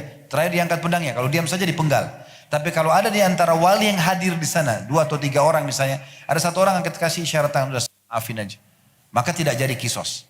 Walaupun yang lain mau, nggak bisa. Tujuannya bukan main penggal-penggal aja, bukan. Tapi bahasanya begini, supaya difahami secara kehidupan sosial ya. Ini loh, wahai keluarga orang yang terbunuh, yang membunuh saudaramu itu, yang membunuh anakmu, istrimu, suamimu adalah orang ini nih. Gak ada hubungannya dengan keluarganya ya. Sekarang kami akan hukum dia. Jangan benci anaknya, jangan benci istrinya, jangan benci orang tuanya. Ini nih yang salah ini. Kita akan penggal sekarang. Keputusan tangan kalian. Tentukan. Kalau kalian mau, kami penggal. Selesai. Tidak ada benci-bencian, tidak ada dendam keluarga, nggak ada. Karena ini orang sudah selesai dihukum, dia yang salah. Kan berapa banyak orang anaknya hafid Quran, ayahnya mungkin paling, bisa jadi. Atau malah ayahnya seorang imam masjid tapi anaknya penjahat, bisa saja. Kan gitu. Jadi tidak bisa kita tumpah tindihkan kesalahan si ayah kepada anak atau anak kepada ayah, kan begitu. Begitu Islam datang. Ya. Dan itu pun kalau tidak jadi dipenggal, maka orang yang selamat ini membayar dia, denda kepada keluarga orang itu. Jadi memang Islam datang menjaga itu. Tidak boleh sembarangan orang membunuh orang lain. Bahkan kita tahu dalam Islam ada hukum kisos ya. Kalau kita tonjok orang, hukumnya kita harus minta maaf sama dia. Kalau dia mau tonjok, kita harus ditonjok sama dia. Gak boleh sembarangan. Ya, di zaman Nabi SAW pernah ada orang jatuhin gigi orang, disuruh jatuhin giginya juga. Jadi gak boleh sembarangan. Berarti kan akan terjaga. Gak akan ada orang yang mengganggu satu sama yang lain, gitu kan? Itu poin. Ya. Jadi yang ke-5 tadi adalah terjaminnya jiwa. Yang ke-6 terjaminnya akal seorang muslim. Kalau jadi Islam akalnya akan terjamin, terjaga gitu. Karena Islam melarang seseorang itu melakukan perbuatan-perbuatan yang merusak akalnya. Seperti orang minum minuman keras, narkotika, itu kan hilang akal dia. Islam melarang dan mengharamkan itu, tidak boleh. Kita sudah tahu dalam surah Al-Ma'idah, surah nomor 5 ayat 90 Allah berfirman, Ya ayyuhalladzina amanu innamal khamru wal maisir wal ansabu wal azlamu rizqun min amri syaitan fajtanibu la'allakum tuflihun. Hai orang beriman, sesungguhnya khamar, judi, ya, mengundi nasib, ya, kepada menyembah berhala, semua itu adalah najis, perbuatan syaitan. Maka jauhilah agar kalian termasuk orang-orang yang beruntung. Subhanallah, saya pernah lihat cuplikan para pakar sosial budaya di Eropa itu memikirkan bagaimana memperbaiki kondisi anak muda mereka yang sudah terlanjur terjangkit dengan minuman keras dan narkotika. Gimana cara menangani mereka ini? Peraturan pemerintah mereka 17-18 tahun bebas. Boleh coba khamr, boleh segala macam itu kan. Tapi mereka tidak bisa kontrol kalau sudah kecanduan bagaimana, rusak semua. Tinggalin sekolah, tidak bisa bekerja, melawan orang tuanya. Gimana caranya memperbaiki ini? Sampai akhirnya di cuplikan itu diberikan gambaran ada 2 pakar sosial budaya dari Rusia. Mereka tergolong dari salah satu kelompok asosiasi untuk organisasi pembentukan untuk menangani masalah ini di Eropa gitu. Mereka menemukan salah satu solusi sampai mereka 2 dokter dari Rusia ini buka praktek di Rusia, tepatnya di Moskow. Itu mereka buka khusus untuk menangani orang yang kecanduan narkotika dan khamr. Antum tahu apa yang terjadi? Mereka menemukan secara ilmiah, secara medis di punggung manusia itu ada urat-urat saraf. Itu kalau orang kecanduan dengan seperti ini, itu harus dipukul. Kalau dipukul antara 50 sampai 70 pukulan itu kecanduannya bisa hilang. Subhanallah, dalam Islam tidak butuh penelitian. Islam sudah datang mengajarkan orang kalau mabuk cambuk, gitu kan? Cambuk dia, kan gitu. Ketangkap suruh cambuk, 40 derah, gitu kan? Bahkan di zaman Umar bin Khattab dilipat gandakan 80 karena banyaknya orang minum khamr. Tapi itu contoh misalnya. Tapi Islam datang teman-teman sekalian melarang semuanya. Jangan khamr, gak boleh. Dari kecil kita sudah ditanamkan, gak boleh minuman keras, gak boleh begini. Berarti kan untuk menjaga akal kita ya, supaya selalu stabil. Nah itu termasuk poinnya. Selanjutnya, yang ketujuh, ya, Islam menjamin harta setiap muslim. Hartanya aman. Kalau jadi Islam, termasuk harta orang lain akan aman dari seorang muslim. Tapi kan ada muslim mencuri Ustaz, nah itu dia pribadi. Kita bicara sekarang Islamnya. Kapan si muslim jalankan agamanya tidak mungkin dia lakukan. Karena pencuri hukumnya dipotong tangannya. Dan syaratnya ringan sekali. 3 dirham dipotong tangannya. Kecil sekali gitu. Kalau ketahuan kepergok memang dia melakukannya, udah selesai. Dikisos gitu. Hikmahnya, kalau satu orang didatangkan hari Jumat, diiklankan ada si fulan telah mencuri, akan dikisosnya. Sebentar habis sholat Jumat, orang semua kumpul lihat. Dipotong 1 orang. 1 dipotong, 10.000 orang berhenti mencuri. Hikmahnya begitu. Kalau tidak ada hukuman keras begini bagi para maling-maling itu, nggak bakal berhenti dia.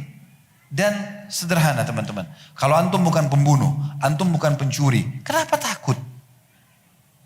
Kisos tadi itu bagi pembunuh kan gitu. Potong tangan bagi maling, pencuri. Kalau kita bukan maling, ngapain takut? Jadi orang yang teriak-teriak itu keras, ini takutnya dia maling ini. Hah? Kalau kita bukan maling, kenapa takut? Tidak usah kan, tangan kita aman kan gitu. Negara yang menerapkan hukum Islam ini aman, gitu kan. Di Saudi mobil orang mewah pinggir jalan parkir semua nggak ada yang ganggu. Cabut spionnya tangannya hilang, kan gitu. Kalau kita di lampu merah bisa dicabut spionnya. Jadi terjaminnya harta tersebut. Ya. Yang ke-8, terjaminnya nasab. Jalur nasabnya setiap muslim. Karena Allah mengharamkan zina. Gitu kan? Tujuannya nikah apa? Supaya jalur nasabnya jelas. Perbedaan nikah sama zina, kalimat akad. Kurang dari 1 menit. Setiap kali khutbah nikah saya ingatkan itu. Kita baru saja menyaksikan wahai muslimin. Bagaimana Allah subhanahu wa ta'ala membebankan pada diri kita syahwat. Allah buat laki-laki suka perempuan, mau ngelihat, mau mencium, mau memeluk, mau meletakkan kemaluan di kemaluan, itu fitrah. Allah bilang, zuina linnasi hubbus syahwati minan nisa, dihiasi pada diri laki-laki hub, rasa suka, syahwat, ingin melampiaskan biologis itu pada kaum wanita. Wanita juga sama. Karena kalau tidak ada syahwat ini tidak ada populasi manusia. Coba kalau kita tidak saling suka laki-laki sama perempuan, mungkin laki-laki tidak mau tuangkan spermanya. Perempuan juga tidak mau hamil, berat-berat bawa anak untuk apa? Gitu kan.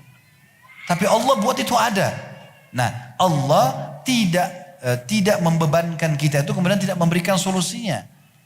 Pelampiasan biologis yang benar, nikah.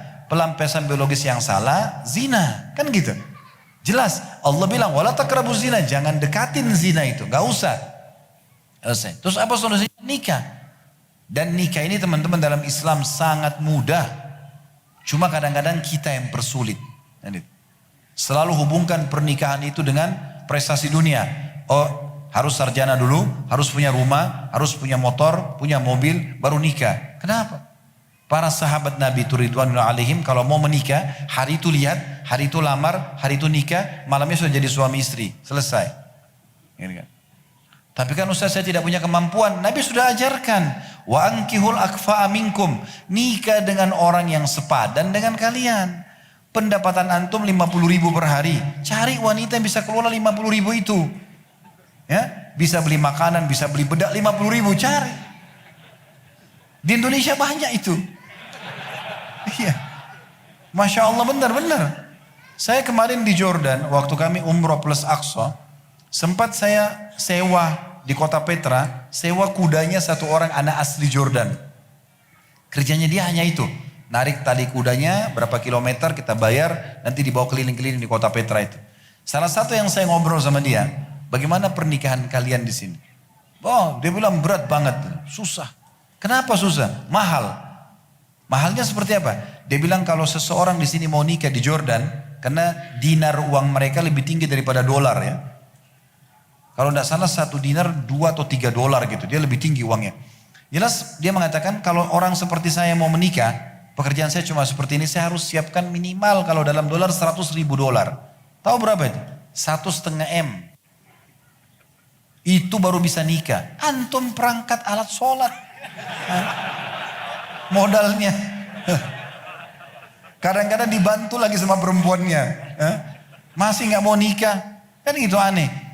Baik, coba perhatikan teman-teman. Kalau akad nikah, walinya mengatakan, saya nikahkan kamu dengan anak perempuan saya Fulana binti Fulan dengan mas kawin ini. Laki-laki itu mengatakan, saya terima nikahnya. Selesai. Kurang dari 1 menit. Gugup nggak apa-apa. Ya. Saya terima nikahnya selesai. Yang penting jelas ucapannya. Ada 2 saksi, ada mahar, ada kalimat ijab kabulnya, ada wali wanita, sah. Dan sebentar lagi mereka akan hubungan biologis. Ya gitu. Perbuatan zina, setiap kali orang lakukan, walaupun di hotel bintang 5, pasti diikuti dengan ketakutan.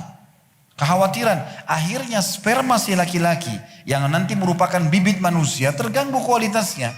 Perempuan juga sel telur yang akan jadi kantong manusia nanti itu, terganggu karena mereka ketakutan. Secara medis pun, yang diikuti ketakutan tidak baik kan gitu. Buru-buru, orang gak tenang segala macam. Kalau hamil, dua-duanya malu. Keluarganya malu. Anak yang lahir gak jelas statusnya, jadi anak haram. Tidak boleh ada penisbatan nama kepada pemilik sperma. Tidak ada warisan di antara mereka. Coba. Hanya karena masalah pelampiasan biologis yang haram. Baik, coba nikah. Kalau nikah, dua-duanya senang. Ya. Sehingga kualitas sperma dan sel telur jadi bagus untuk bibit manusia nanti. Gitu kan? Kemudian mereka juga dapat pahala. Kata Nabi SAW, di kemaluan kalian ada pahala yang besar. Kata para sahabat, ya Rasulullah, kami gauli istri kami. Dapat kenikmatan. Kami dapat pahala lagi. Kata Nabi SAW, kalau kalian letakkan pada yang haram dapat dosa enggak? Kalau zina dosa enggak? Dosa. Baik, begitu juga dengan yang halal. Sampai Abdullah bin Umar radhiyallahu anhu itu saking inginnya mengejar pahala dalam biologis halal, kalau buka puasa beliau makan kurma sama minum air, sholat maghrib pulang langsung hubungan biologis sama istrinya. Ya. Ini sunnah antum jarang kerjakan ini. Bagi yang sudah nikah. Tapi maksudnya yang halal ada. Bebas. Silakan pacaran tapi setelah nikah. Pacaran sampai hamil berulang-ulang enggak apa-apa. Tapi akad nikah dulu, kan gitu. Dan nikah sama orang yang sepadan. Islam menjaga nasab itu. Di situ menjaga nasab. Karena kalau tidak, kalau zina dibiarkan, nasabnya enggak jelas. Yang itu. Itu yang Allah katakan, wala taqrabuz zina innahu kana fahisyatan wa sa'a sabila. Dalam surah Isra ayat 32 ya. Jangan kalian dekati zina karena sungguhnya dia perbuatan yang buruk ya, dan seburuk-buruk jalan yang ditempuh, gitu kan? Jadi saya berharap teman-teman sekalian, kalau dulu orang tua kita mungkin punya satu sistem menyulitkan pernikahan, kita sekarang harus ubah itu. Saya sangat sedih sekali melihat ada orang tua dengan bangga anaknya perempuan dijemput malam minggu atau malam ahad sama pacarnya. Tetangga tanya, siapa itu bu? Siapa itu pak? Oh, pacar anak saya. Baik, dijemput. Pamit ya paman, om, tante, pamit kemana ini? Pamit ke hotel, pamit ke kuburan, berzina, pacaran sebelum nikah zina. Anak itu dapat dosa besar, orang tuanya dapat dosa besar. Kemudian nanti berharap menikah jadi pasangan baik, nggak mungkin. Rumah tangga yang suka ribut karena mulai dari zina. Rumah tangga yang selalu ribut karena mulai dari zina. Mau dapat pahala tapi dari perbuatan haram, nggak mungkin. Tapi kan saya kalau nikah langsung saya tidak kenal dia. Ta'aruf dalam Islam terjadi setelah akad nikah. Sampai salah satunya meninggal. Itu ta'aruf yang sebenarnya. Kalau sebelum nikah itu masih baru biodata. Kalau sudah nikah, di situ antum baru ada gesekan-gesekan. Si laki-laki 35 tahun dalam satu pola makan, pola tidur, pola fikir dan segala macam. Si perempuan 25 tahun di satu pola juga. Ketemu, ini kan ada gesekan-gesekan. Itulah ta'aruf yang sebenarnya. Dalam rumah tangga nanti berjalan tuh. Jangan heran setelah 10 tahun berumah tangga, mungkin satu waktu suami istri tinggal di Bandung misalnya. Terus satu waktu pergi ke Semarang contohnya. Lalu sang suami bilang pada istrinya, setelah 10 tahun menikah, ini rumah makan kesukaan saya, satu rumah makan misalnya jual bakso. Istrinya bilang, kok baru bilang? Ya saya juga baru ingat, 10 tahun menikah.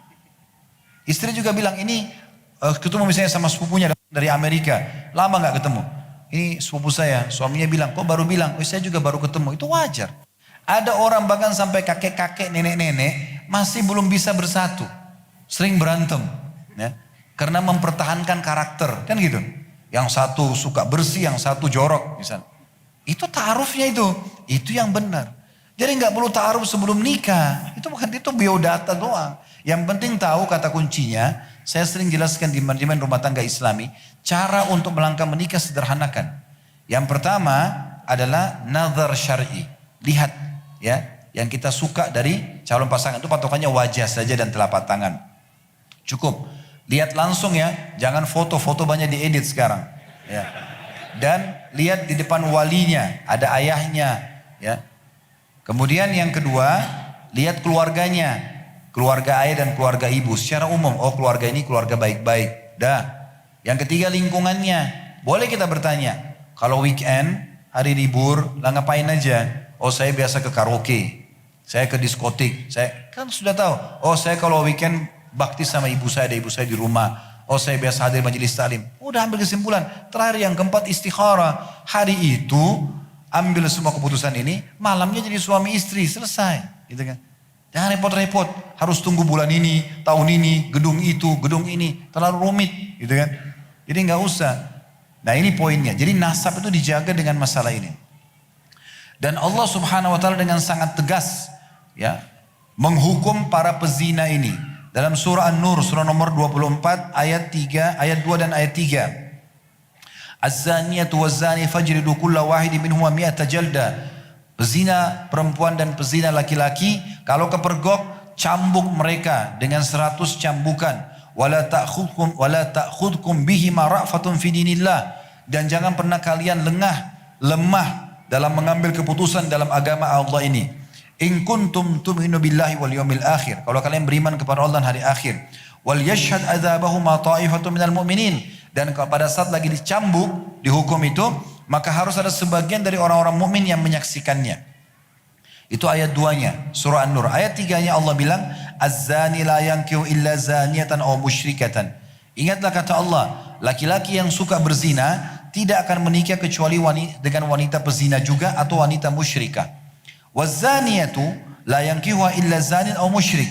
Perempuan yang suka berzina pun tidak dinikahi kecuali oleh laki-laki berzina atau laki-laki musyrik.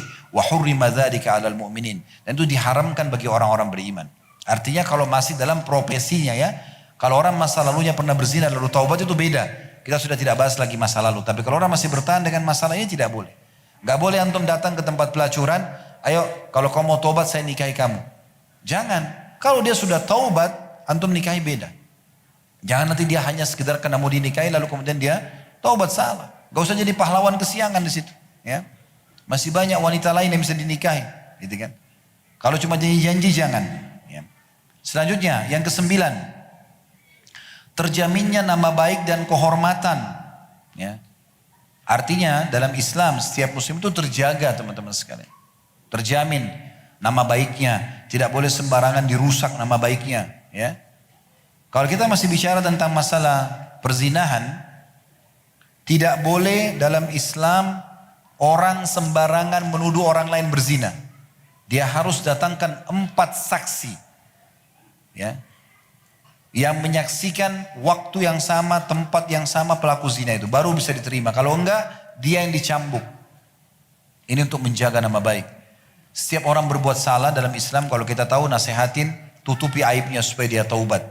Bukan malah kita sebar. Ini penjagaan citra nama yang luar biasa dalam Islam ya. Dalam Islam tidak boleh kita sebar-sebarin aib orang. Ya. Kata Nabi SAW, man satara musliman fid dunya satarahullahu fid dunya wal akhirah. Siapa yang menutupi aib seorang muslim di dunia, Allah akan tutupi aib di dunia dan di akhirat. Ya kan gitu. Jadi memang dijaga. Dan kita sudah tahu juga kalau ada orang yang sengaja menuduh wanita baik-baik berzina, itu dicambuk. Dalam surah An-Nur ayat 4, lanjutan tadi ya. Surah nomor 24 ayat 4. Kata Allah SWT, وَالَّذِينَ يَرْمُونَ الْمُحْصَنَاتِ ثُمَّ لَمْ يَأْتُوا بِأَرْبَعَةِ شُهَدَاءَ فَاجْلِدُوهُمْ 80 جَلْدَةً وَلَا تَقْبَلُوا لَهُمْ شَهَادَةً أَبَدًا وَأُولَٰئِكَ هُمُ الْفَاسِقُونَ. Siapapun yang menuduh wanita baik-baik, lagi menjaga kehormatannya berzina, maka dia harus mendatangkan 4 orang saksi. Ya. Orang-orang yang menuduh wanita baik-baik berzina dan tidak mendatangkan 4 orang saksi, maka cambuklah mereka 80 kali cambukan. Dan jangan pernah kalian menerima kesaksian orang-orang itu selamanya, mereka adalah orang-orang yang fasik. Tentu ayat ini turun kepada Ummul Mukminin Aisyah radhiyallahu anha ya, pada saat dituduh berzina dengan Safwan, tapi itu berita bohong ya. Ini subhanallah sudah Allah tepis ya. Tapi ini berlaku bagi semua orang. Jadi tidak boleh kita sembarangan nuduh orang berzina. Kemudian juga kata Nabi SAW dalam hadis Bukhari Muslim, fa inna dima'akum wa amwalakum wa aradakum bainakum haram. Ketahuilah sesungguhnya darah-darah kalian wahai kaum muslimin satu sama yang lain, harta-harta kalian, kehormatan atau nama baik kalian haram hukumnya di antara kalian. Gak boleh sengaja kita ganggu rumah tangga orang, gak boleh sengaja kita ganggu pekerjaan orang, gak boleh sengaja menipu orang, gak boleh semuanya. Ini berlaku kepada sama muslim. Dan setiap muslim juga berlaku itu pada orang lain. Tidak boleh dia lakukan pada orang non muslim. Jangan antum bilang kena ini tetangga saya non muslim, gak apa-apa, tipu aja dia. Gak boleh. Ya, gak boleh sama sekali. Karena berlaku hukum juga pada muslim yang menipu. Walaupun itu non muslim tidak boleh sama sekali. Ya, tetap harus kita berlaku adil dan jujur kepada orang non muslim pun. Selanjutnya yang ke-10 ya. Muslim itu selalu baik dan santun. Kalau dia jalankan agama Islam yang benar ya, kita akan temukan dia selalu baik, selalu santun, selalu ramah. Karena Islam memang menyuruh untuk berakhlak yang mulia itu.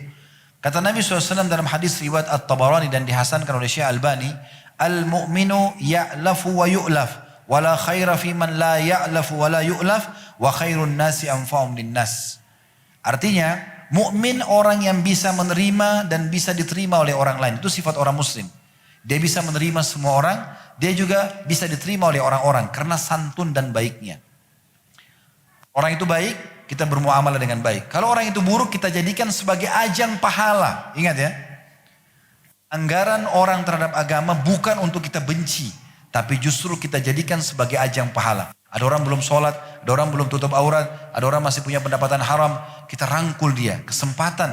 Ya, kalau kita dapat hidayah karena nasihat kita, maka kita akan dapat pahalanya. Kan begitu sabda Nabi SAW kan? Siapa yang menjadi penyebab hidayah kepada satu orang, maka dia akan panen pahala orang tersebut tanpa diambil dari pahala orang tersebut. Ya, jadi dia selalu jadikan target itu. Kata Nabi SAW, orang mukmin, orang yang bisa menerima dan diterima orang lain. Dan ketahuilah tidak ada kebaikan pada orang yang tidak bisa menerima dan diterima oleh orang lain. Dan sebaik-baik manusia dari kaum muslimin, penilaiannya adalah yang paling bermanfaat bagi orang lain. Ya, jadi sama orang non muslim pun kita dianjurkan berbuat baik. Nabi SAW selalu bermuamalah baik. Abu Jahal, Abu Lahab di Mekah itu teman-teman sekalian, tetangga Nabi SAW di Mekah. Karena Nabi tinggal di komplek elitnya Mekah. Bersama dengan Khadijah, orang-orang kaya di situ. Setiap hari mereka selalu letakkan sampah mereka di pintu rumah Nabi. Setiap orang mau keluar penuh dengan sampah. Nabi SAW senyum. Lalu kemudian Nabi SAW bersihkan sambil mengatakan, beginikah kalian bermuamalah dengan tetangga? Selesai. Nabi gak pernah balas dengan kejahatan. Begitu orang muslim. Ya, tak pernah balas dengan kejahatan. Udah, dia baik-baik saja gitu. Karena dia tahu semua kesalahan dan semua serangan yang ditujukan pada dia akan menjadi pahala. Semua jadi pahala. Gangguan apapun akan jadi pahala. Nanti kita masukkan dalam poin selanjutnya insya Allah.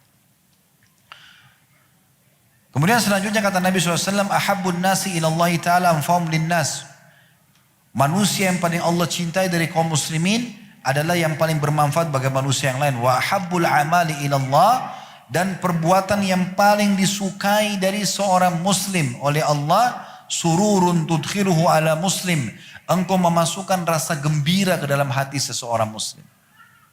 Kita hibur dia, gembirakan dia, itu adalah amal yang paling besar pahalanya, yang paling Allah sukai.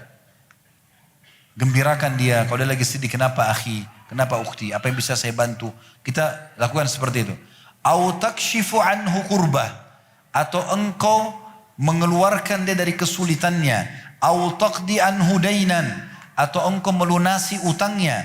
Au tatrudu anhu ju'an, atau engkau menghilangkan rasa laparnya. Wala an amshi ma akhin li, wala an amshi ma akhi fi hajatin ahabbu ilayya min an a'takifa fi hadzal masjid, yakni Masjidil Madinah syahra. Dan ketahuilah kata Nabi SAW, aku keluar memenuhi hajat satu saudaraku muslim, satu hajat. Saya dia minta diantar ke satu tempat, dia minta tunjukin satu alamat, misalnya ingin ketemu sama satu orang, ingin mau melamar, ya, ingin mendengarkan nasihat.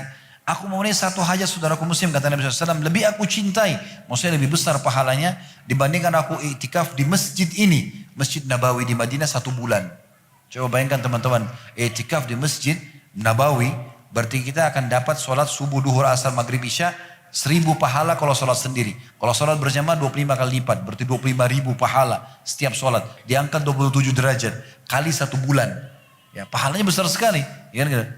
Belum baca Quran, belum zikir, belum hadir majelis ilmunya dan seterusnya. Semua paket iktikaf di Masjid Nabawi 1 bulan, itu bisa didapatkan pahalanya dengan memenuhi satu hajat saudara muslim. Coba, luar biasa. Gitu kan? Dan hadis ini riwayat Tabarani dan dihasankan oleh Syekh Albani. Itu tadi yang ke-10 ya. Yang ke-11 sekarang. Setiap hidup muslim dipenuhi dengan keberkahan. Artinya semua amal-amalnya itu akan mendatangkan banyak keberkahan. Apa makna keberkahan? Lebih dari cukup teman-teman. Sebagai contoh misalnya ada yang saya angkat di sini. Hadis mulia tentang menanam tanaman. Ya. Hadis riwayat Muslim. Kata Nabi SAW, ma min muslimin yagrisu garsan. Tidak ada seorang muslim yang menanam satu buah pohon. Illa kana ma ukila minhu lahu sadaqah. Kecuali apapun yang diambil, dimakan darinya akan terhitung sedekah. Daunnya kah, buahnya kah. Wa ma surika minhu lahu sadaqah. Kalaupun ada yang curi sesuatu dari pohon itu juga sedekah buat dia. Pahala. Ya. Wa ma akala sab'u minhu fahuwa lahu sadaqah. Yang dimakan oleh binatang buas pun dari pohon itu terhitung sedekah. Wa ma akalatit tayru fahuwa lahu sadaqah. Yang dimakan oleh burung pun dari pohon itu terhitung sedekah. Wala yazra'uhu ahadun illa kana lahu sadaqah. Dan tidak ada orang yang sengaja mengambil secara paksa atau menguranginya atau merusaknya pohon itu kecuali juga akan dihitung sedekah. Ini contoh saja, pohon. Ya. Makanya Abdullah bin Umar radhiyallahu anhu di akhir hidup beliau sudah putih semua rambutnya putih, alisnya putih, jenggotnya, nancapin pohon kurma.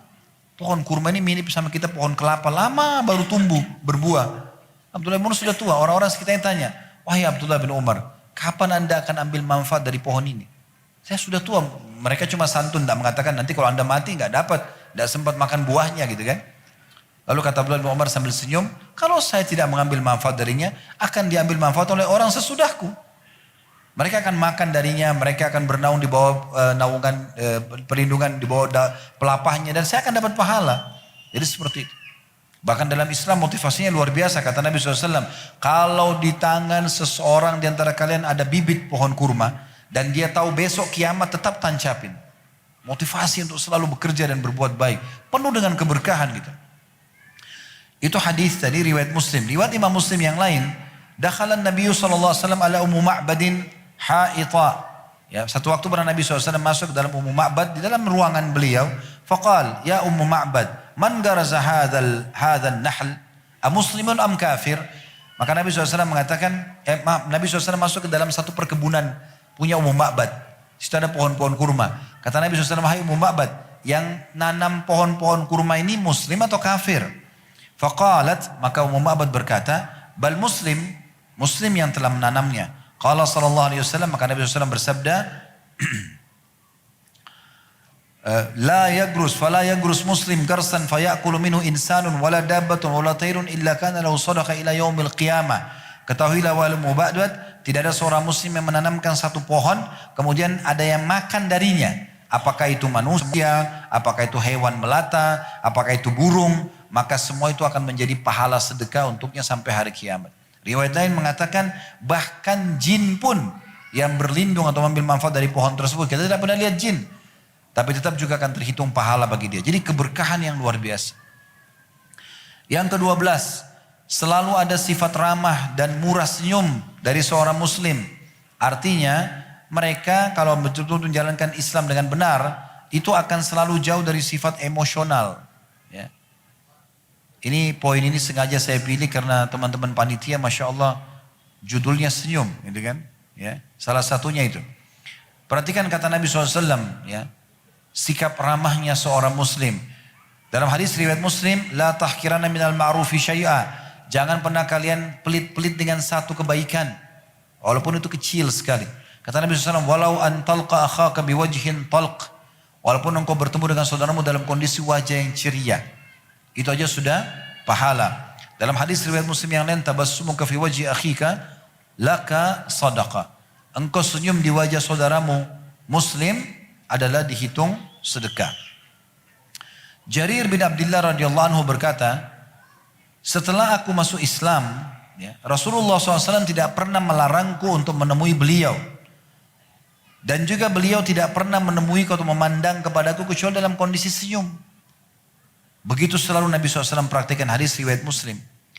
Nabi SAW juga bersabda, kamu tidak akan mampu berbuat baik kepada semua manusia dengan hartamu.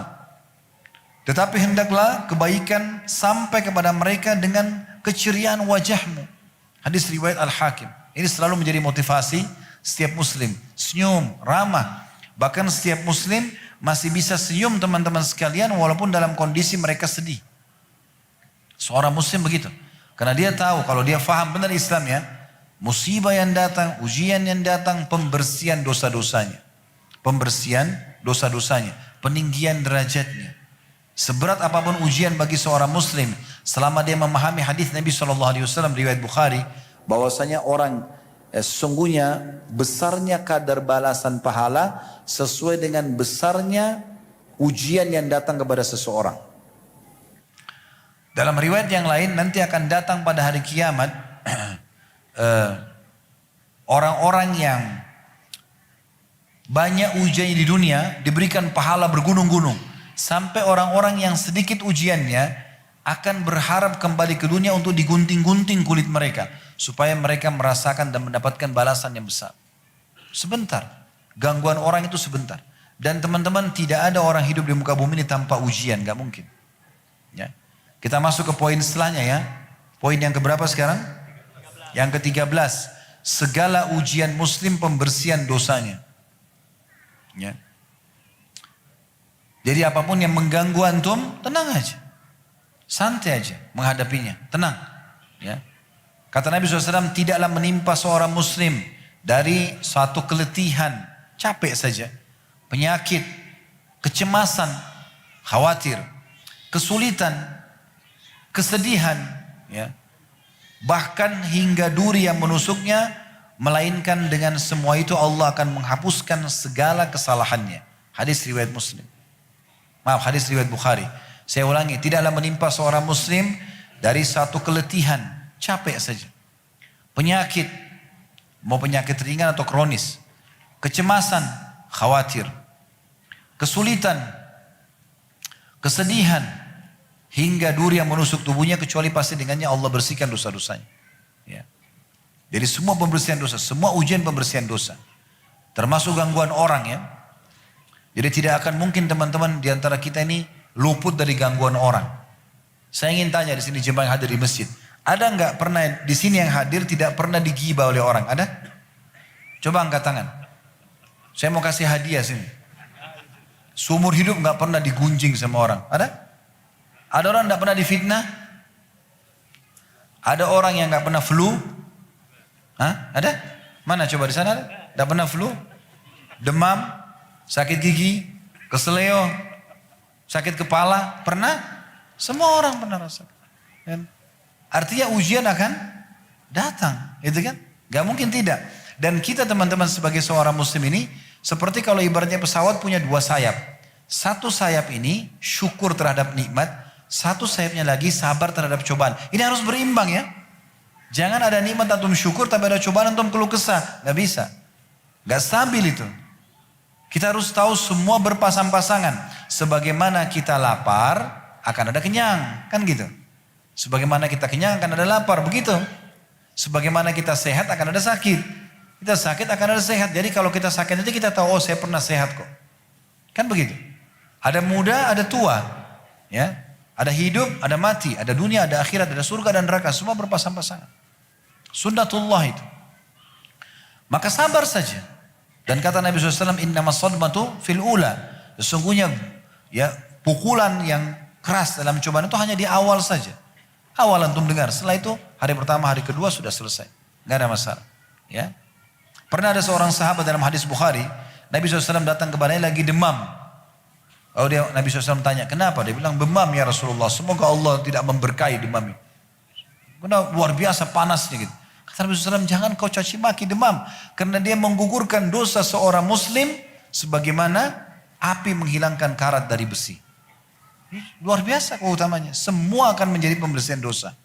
Dalam riwayat Imam Muslim, dari riwayat Bukhari, Imam Muslim mengatakan, bunyinya kata Nabi SAW, saya langsung terjemahan saja, tidaklah menimpa seorang muslim dari satu penyakit, keletihan, kepedihan, kesedihan, hingga kecemasan yang dirasakannya, melainkan dengan semua itu Allah akan menghapuskan kesalahan-kesalahannya.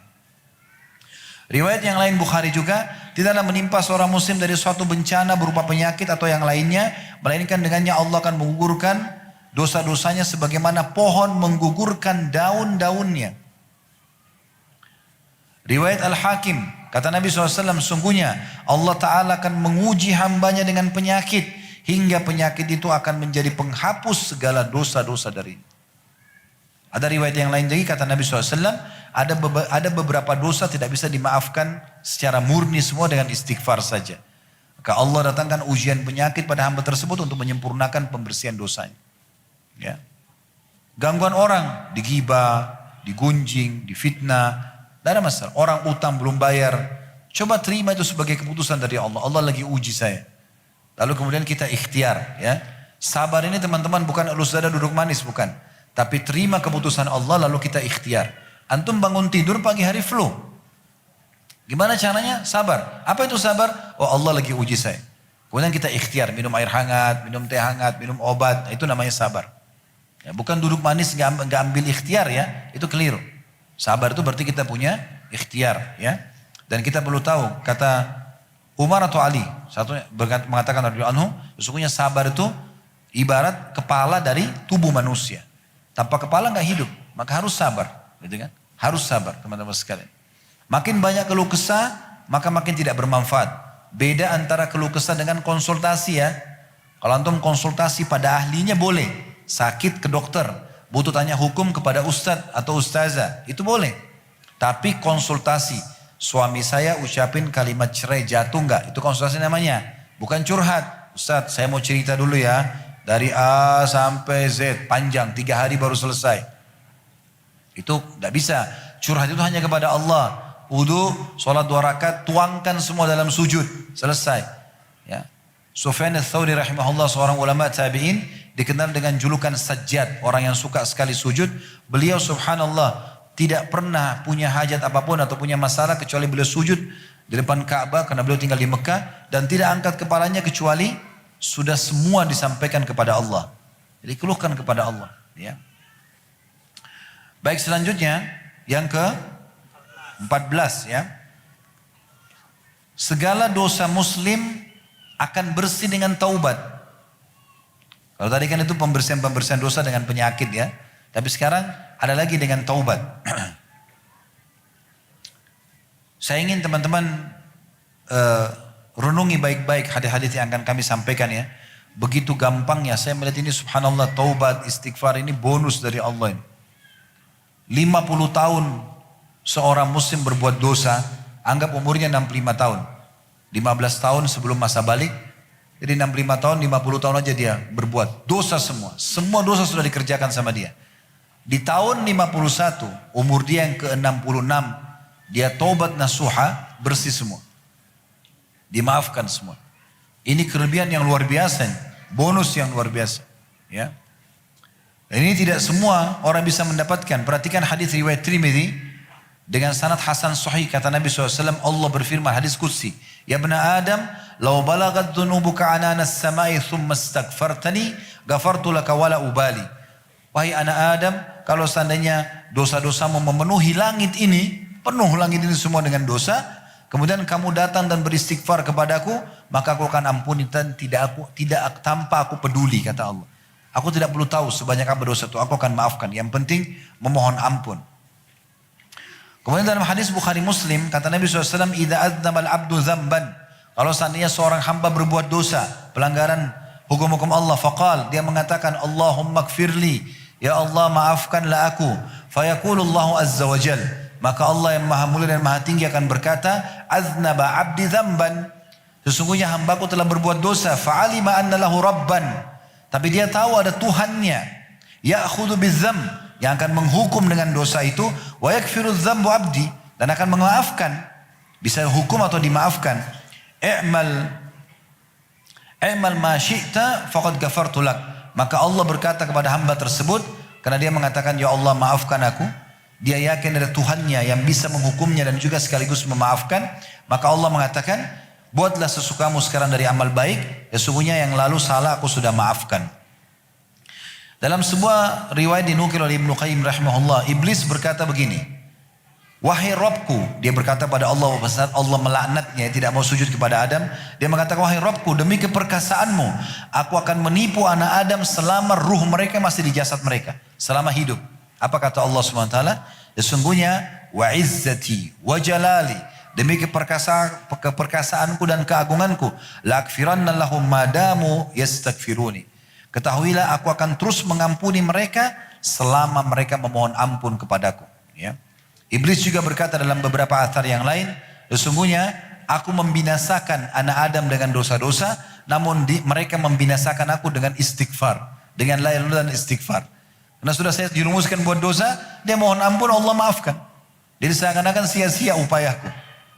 Maka kata iblis, oleh karena itu aku selalu membuat anak Adam supaya lalai tidak istighfar, dan dia memandang perbuatannya baik supaya dia tidak memohon ampun kepada Tuhannya. Dalam riwayat Bukhari, kata Nabi SAW, Jibril berkata, wahai Muhammad, andai saja engkau melihat bagaimana aku memasukkan di mulut Fir'aun tanah laut merah, agar dia tidak mengatakan, wahai Tuhanku maafkanlah aku, karena luasnya rahmat Allah. Jibril tidak mau lagi Fir'aun beriman. Ya, dalam riwayat Bukhari, sampai dimasukkan tanah banyak di mulutnya. Karena kalau dia bilang, ya Allah maafkan, Allah akan maafkan karena sifat kasih sayangnya Allah. Itu luar biasa. Ada sebuah hadis teman-teman. Hadis ini diriwayatkan Tirmidzi. Coba direnungi baik-baik ya, dan diamalkan teman-teman. Ini ringan sekali. Kata Nabi SAW, man qala hina awa ila firashi, siapa yang baca pada saat dia menuju ke ranjangnya, mau tidur malam, antum baca ini. Dia baca, Astaghfirullahalazim, alladzi la ilaha illa huwal hayyul qayyum wa atubu ilaih. Ada sifat Allah, al-hayyul qayyum.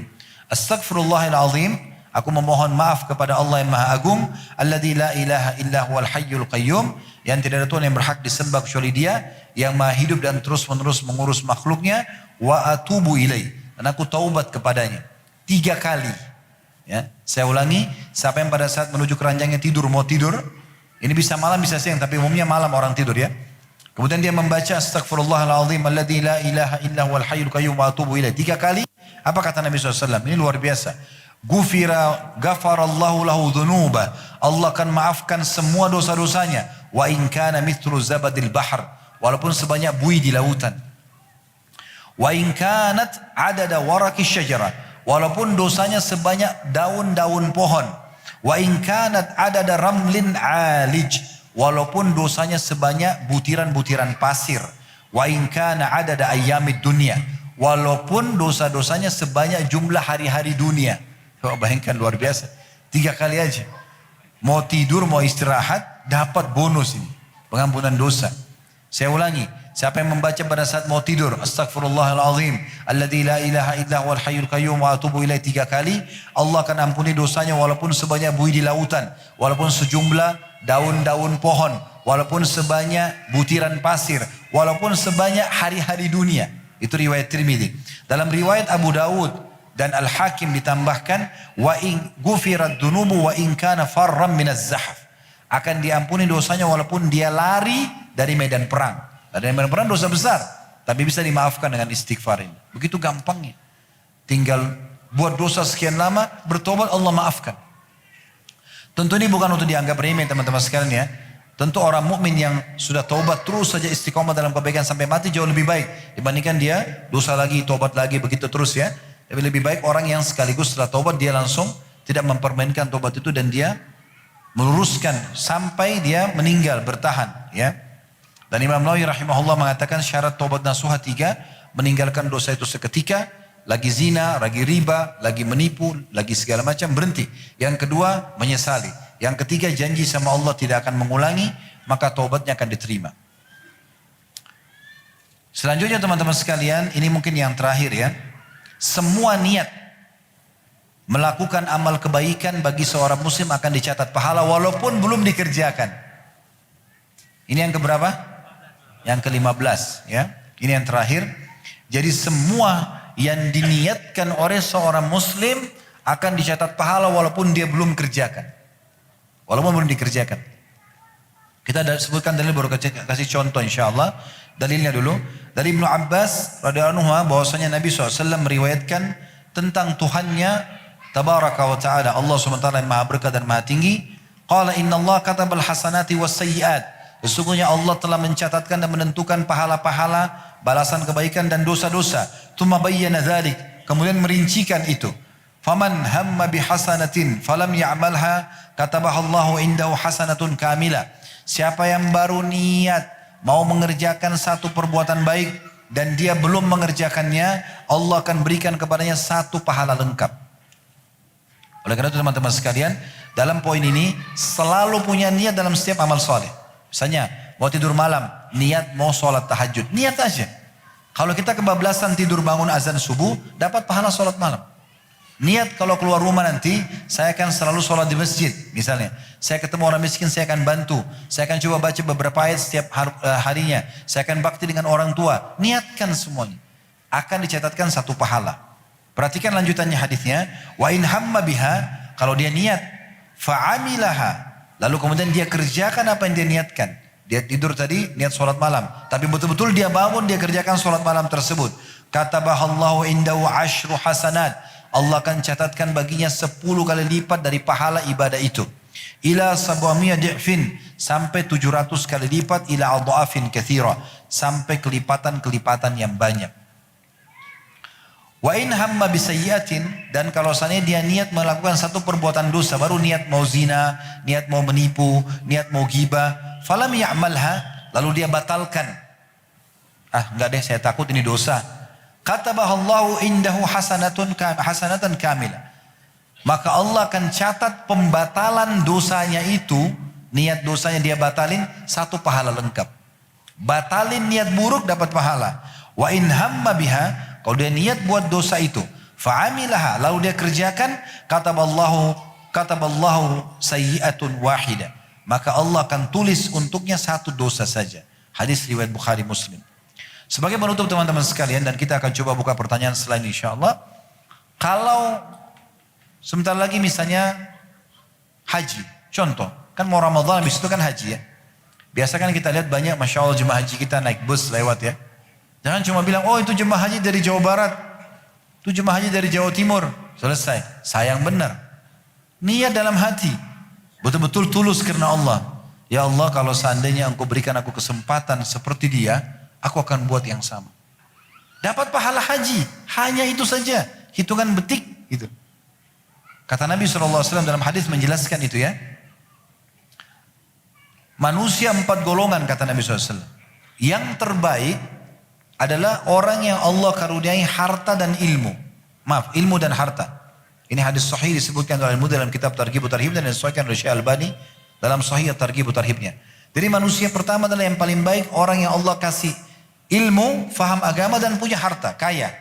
Makanya antum jadikan jadi dalam doa antum, ya Allah karuniakan aku ilmu dan harta. Ditambah lagi ya, kata Nabi SAW, dan dia menghabiskan keduanya di jalan Allah.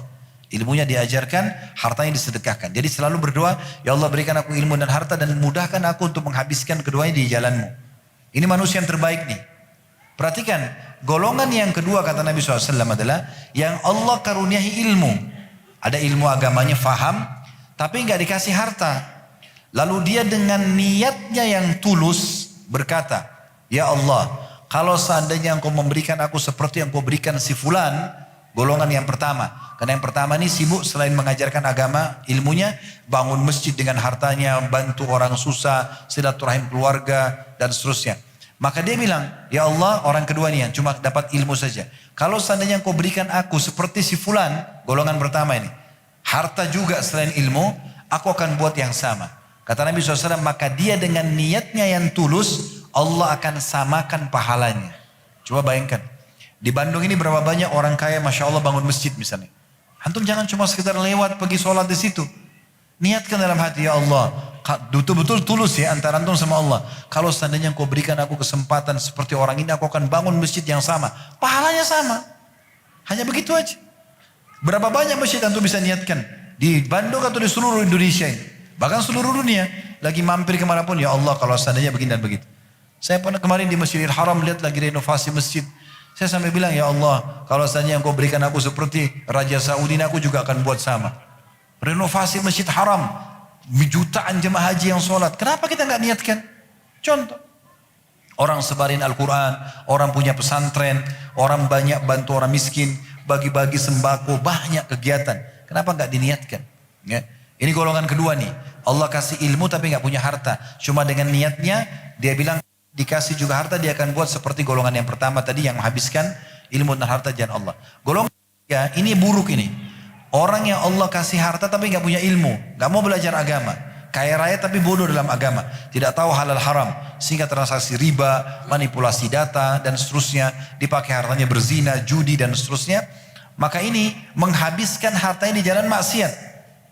Ini orang buruk kata Nabi SAW. Golongan keempat orang yang lebih buruk lagi. Gak ada ilmu, udah bodoh agama, gak ada harta, miskin. Tapi dia melihat golongan ketiga. Dia bukan lihat golongan kedua sama satu ya. Yang pertama, yang ketiga. Jadi dia bilang, kalau saya juga punya harta seperti orang ini sibuk zina, judi, diskotik dan segala macam. Yang keempat ini tidak punya harta, tapi dia bilang, kalau saya punya harta saya akan buat seperti ini. Apa kata Nabi SAW? Mereka dosanya sama. Ini luar biasa, super bodoh ini ya. Dia nggak buat apa-apa, tapi dengan niat dia dapat dosa sama dengan orang yang buat itu. Dia ada orang berzina dengan perempuan, dianggap bahwa dia cantik. Kalau saya juga punya kesempatan, saya akan buat sama. Sama-sama dosa zina, padahal nggak zina. Kan rugi benar itu. Maka harus hati-hati teman-teman sekalian. Oleh karena itu, menjadi seorang muslim adalah hal yang luar biasa. Ini mungkin masih sebagian kecil. 15 poin dari keutamaan menjadi seorang muslim. Masih banyak poin-poin yang bisa kita masukkan sebenarnya. Tapi mudah-mudahan ini sudah mewakili insyaAllah. Bagi di bahasan kita teman-teman sekalian, semoga Allah memberkahi majelis kita dan menjadikan ini sebagai tambahan ilmu yang bermanfaat dan dijadikan juga sebagai tambahan amal soleh kita pada hari kiamat. Semoga yang hadir di sini baik offline ataupun online yang masih punya permasalahan Allah mudahkan untuk diselesaikan, yang masih punya utang dilunasi oleh Allah SWT, yang punya penyakit disembuhkan, yang belum berumah tangga dimudahkan mendapatkan pasangan yang baik, soleh dan solehah, yang belum memberi keturunan Allah berikan keturunan, dan semoga Allah SWT juga memberkahi negara kita untuk menjadi negara yang aman, tentram, damai, seluruh umat Islam di bawah naungan ukhuwah Islamiyah dalam hal ibadah mereka kembali kepada Al-Quran dan Sunnah, dan semoga Allah lunasi utang-utang negara kita, serta juga semoga Allah Subhanahu Wa Taala memudahkan untuk memberikan hidayah kepada para pemimpin kita akan menjalankan amanah dengan baik dan menjadikan kita masyarakat yang bergotong royong sama-sama memakmurkan negara kita, dan semoga Indonesia menjadi contoh bagi negara-negara yang lain, dan siapapun menginginkan keburukan bagi Islam, bagi Indonesia, Allah kembalikan tipu daya mereka kepada diri mereka sendiri, dan semoga Allah tolong seluruh saudara-saudara kita di Palestina, di Syria, di Yaman, dimanapun mereka berada sedang tertindas. Semoga Allah ikhlaskan niat mereka, terima para syuhada mereka, mulakan Islam di tangan mereka dan tangan kita semua, dan semoga Allah ikut sertakan kita bersama mereka di pahala, baik dengan doa juga dengan harta kita, dan semoga Allah Subhanahu Wa Taala menyatukan kita semua di surga firdausnya tanpa hisab, menyatukan dalam majlis ilmu yang mulia ini. Kalau benar pasti dari Allah. Pada saat dari saya mohon dimaafkan. Subhanakallahumma bihamdika. Asyhadu an la ilaha illa anta astaghfiruka wa atubu ilaik. Wassalamualaikum warahmatullahi wabarakatuh.